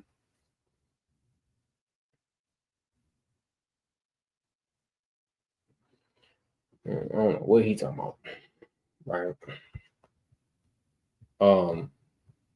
So yeah, man, Lord willing that y'all brothers and sisters subscribe to that channel. Because there's gonna be a lot of different debates, a lot of different edification. There's gonna be some cool interviews, right? From some people that maybe you ain't never heard of. We give good information on how to prove who Israel is. Right. But any questions in the chat before we log off? Chief about to go live pretty soon, I believe. Let me see. I believe he's gonna go live pretty soon. Hold on. Oh, I thought he was live right now. I was about to get up off of here. Oh, he's supposed to be live now. Okay, well then we'll just entertain y'all I will entertain y'all until Chief get on the live. As soon as he get on the live, I'm gone because I need edification too. It's all good. Any questions in the chat? Ted East, man, you want to join? You know, I know that you were disagreeing with what I was speaking about a couple lives ago.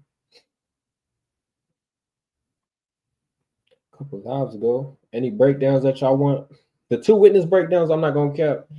That do sound like a good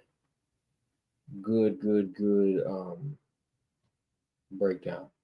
Lily, what's the word?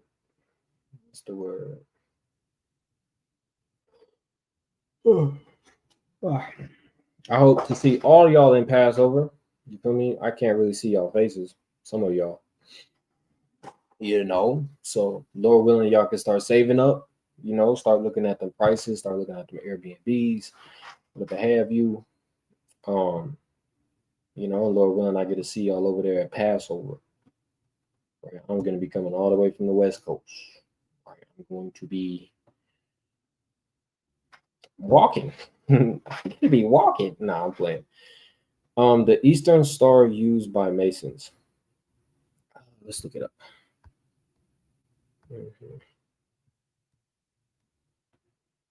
Listen, that's why Chief, he a nigga, man. I was late today on this live. Eastern Star Masons. Yeah. I mean, it looks similar, but like I said, let me show y'all. Oh, that's the wrong tab.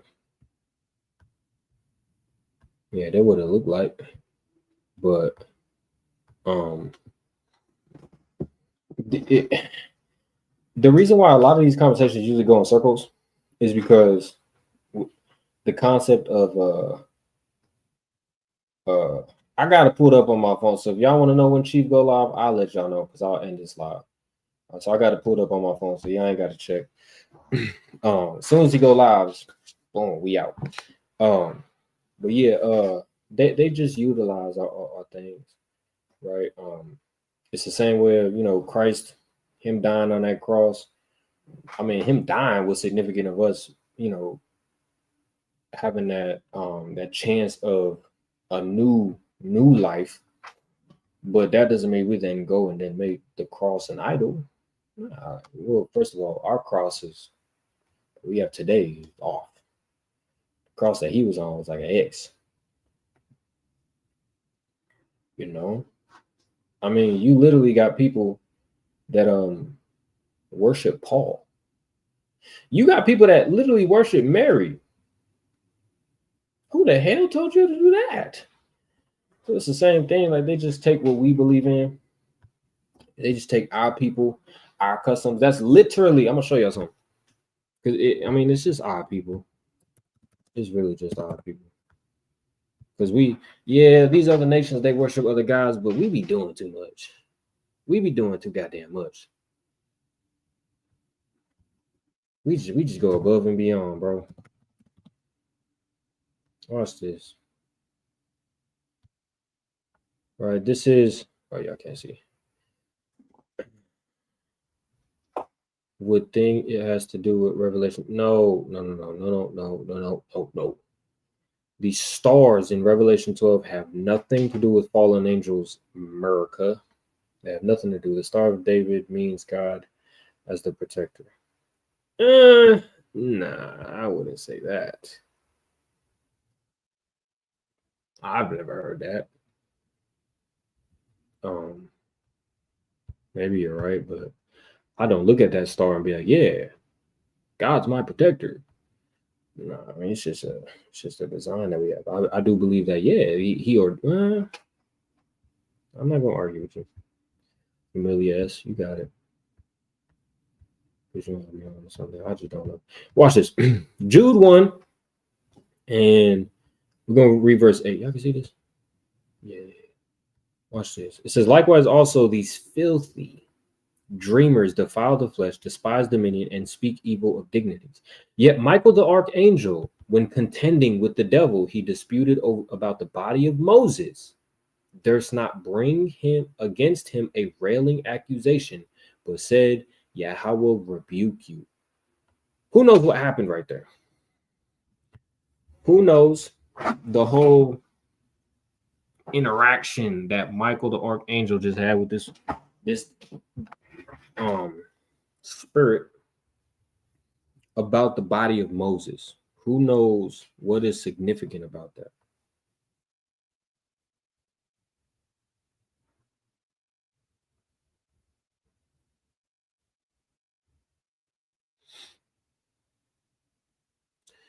Am I Jewish? No. Why? Are you Jewish? Did you want to join the live? Did you want to ask me a question? Did you want to donate? Did you want to follow or maybe subscribe? Or maybe what big it's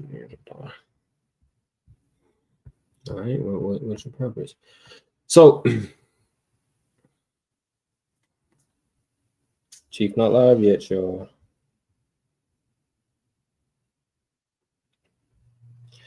The reason why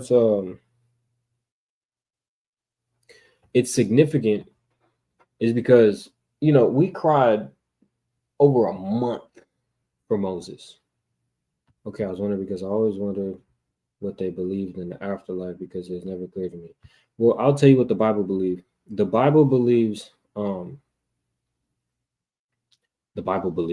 Bible states, and we believe that in our afterlife we return unto the Father, and then when we go back down on earth, we get our judgment. We believe in regeneration. The reason being is because these people literally worship the bones of Moses. They'll literally make Moses an idol. And so that's why his body had to be hid to where nobody else can find it, because Yahweh already knew you're finna take this servant of myself and just completely turn him into an idol. The Cash App is $. It's gonna pop up below on the screen. After subscribe now to Chiefdom, I believe it's gonna pop up. Hold on. Psych, you've been bamboozled. I'll put it in chat. Hold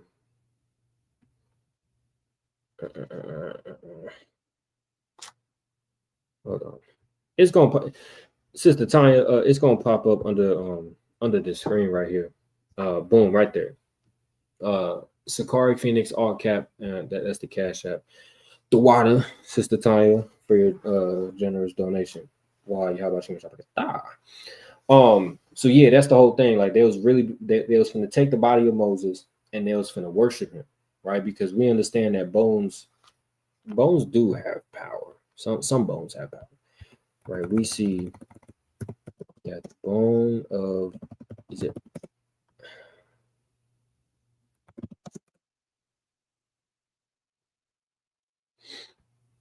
watch this. 2 Kings 13 and 31 or 21. 2 Kings 13 and 21. It says, and it came to pass as they were burying a man, that behold, they spied a band of men, and they cast the man into the sepulchre of Elisha. So they took the dead man. They were supposed to bury him, but they motherfuckers was creeping and peeping, and definitely about to get the action. So they just threw the body into the grave of Elisha. It says, and when the man was let down and touched the bones of Elisha, he revived and stood up on his feet.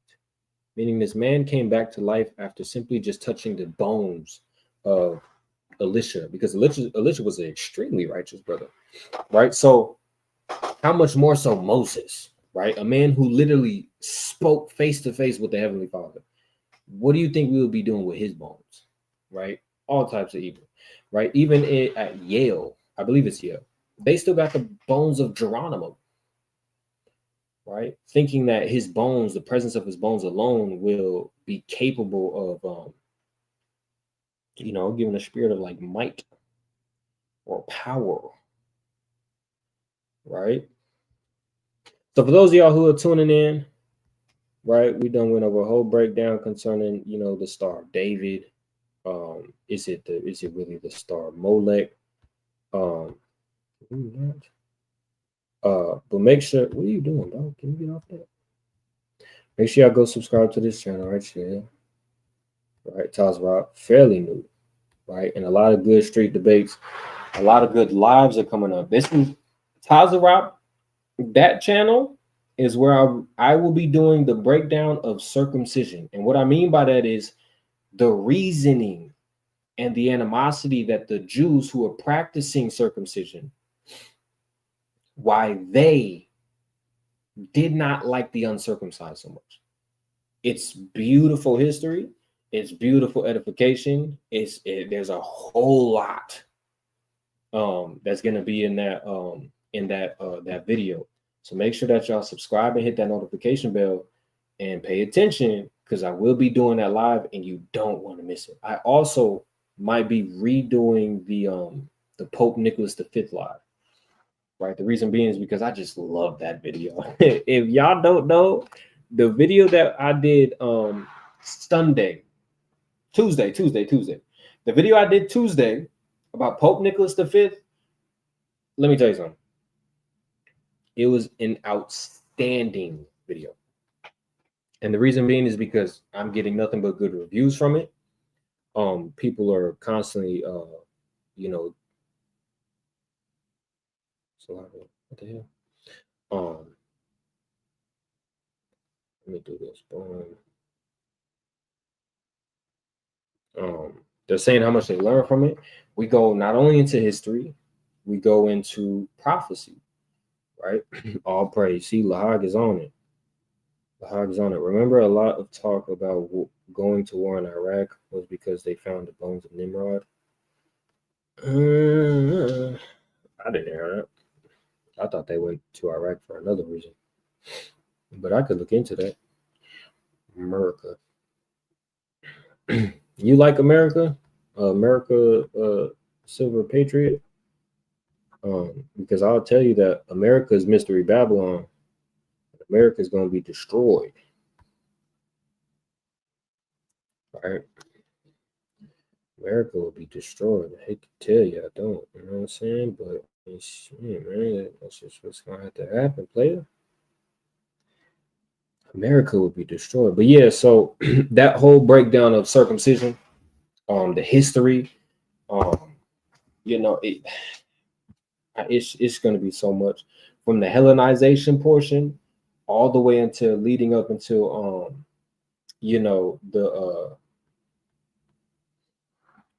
yes. Oh, what the hell? So why is your name? Never mind. You got it.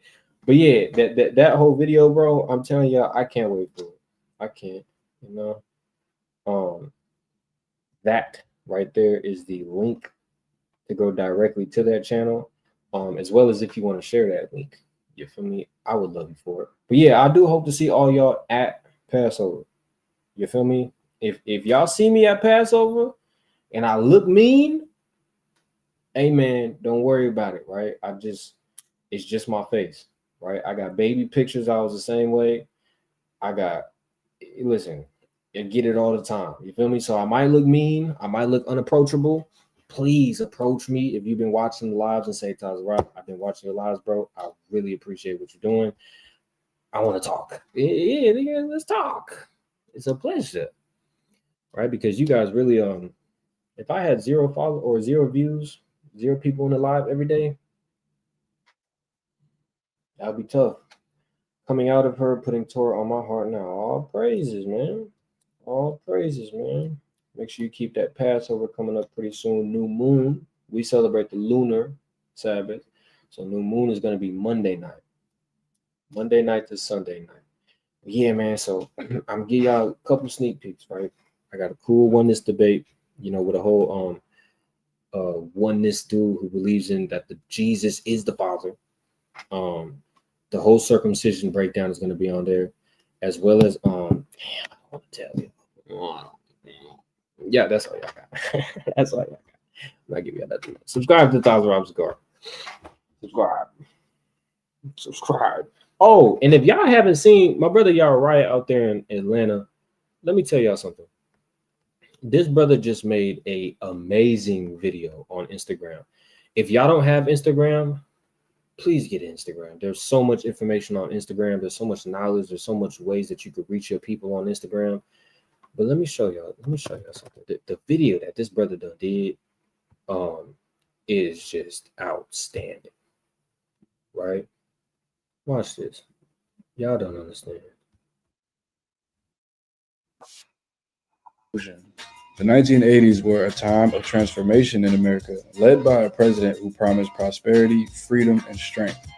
Reaganomics was based on supply-side economics, which meant cutting taxes for businesses and the wealthy, hoping that the benefits would trickle down to everyone else. Between 1978 and 2021, CEO compensation went up by over 1,400%, while worker pay only increased by 18%. Meanwhile, Reagan's war on drugs ramped up with policies like the Anti-Drug Abuse Act of 1986. This law set mandatory minimum sentences, including the infamous 100-to-1 sentencing disparity between crack and powder cocaine. Crack cocaine, more common in black communities, got much more severe penalties than powder cocaine, which was mostly used by wealthier white people. During Reagan's presidency, the prison population exploded, especially among Black and Latino communities, despite similar drug use across all racial groups. The Iran-Contra affair and the importation of drugs during the 1980s collectively created conditions that contributed to increased drug sales and usage in the United States. Reagan's administration implemented cuts to various social programs, including unemployment insurance, food stamps, Medicaid, housing assistance, education funding, and job training initiatives. These reductions disproportionately affected low-income and marginalized communities, increasing both poverty and inequality and reducing economic opportunities. The policies of the Reagan administration contributed to mass incarceration and disproportionately harmed Black and brown communities, while Reaganomics has had long-term effects on the U.S. economy that continue to increase the wealth gap between the wealthy and the rest of the working class. Decades after Reagan's policies reshaped America, their impact is still felt in the economy, the justice system, and Black and brown communities. God bless you. Good night. He went stupid. He went stupid. That is by far the best video that brother ever made, bro. That was the best video, the best breakdown. I was with that brother when he first crossed the line. That was the best video that brother ever created. When he told me that he's going to do something that surprised niggas, it surprised a nigga, right? I just feel like it didn't get the publicity that it deserves. You feel me? I think that brother has potential to be just a great brother, right? So shout out to that brother. What's the word, Abia? Right? What's the word, player? Reaganomics, Nancy was a spiritualist. Okay. You like learning? Yeah, in order to teach, I have to learn. You like keyword searches? Bro, what are you talking about, bro?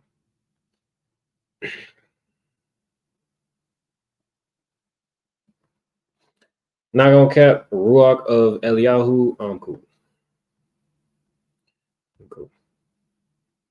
Whoever among you wants to read it, you fact. Listen, I love description.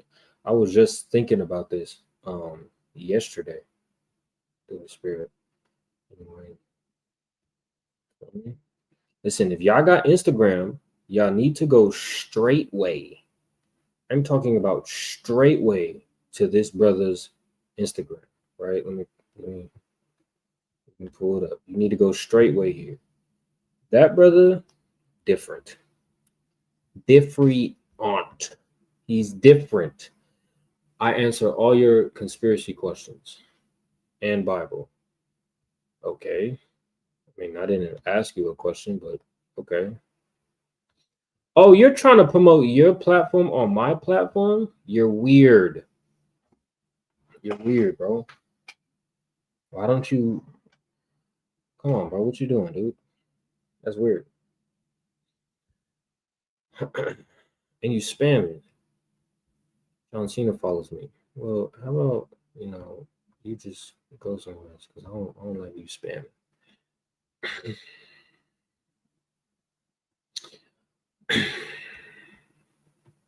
Spamming is doing too much, bro.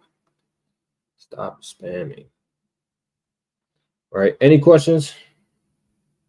I'm probably gonna end it. There is no questions. If there is no questions, I will probably end it. Right. So make sure that you're liking the video, following the video, sharing and subscribing. Saying, bro, like it's spamming too.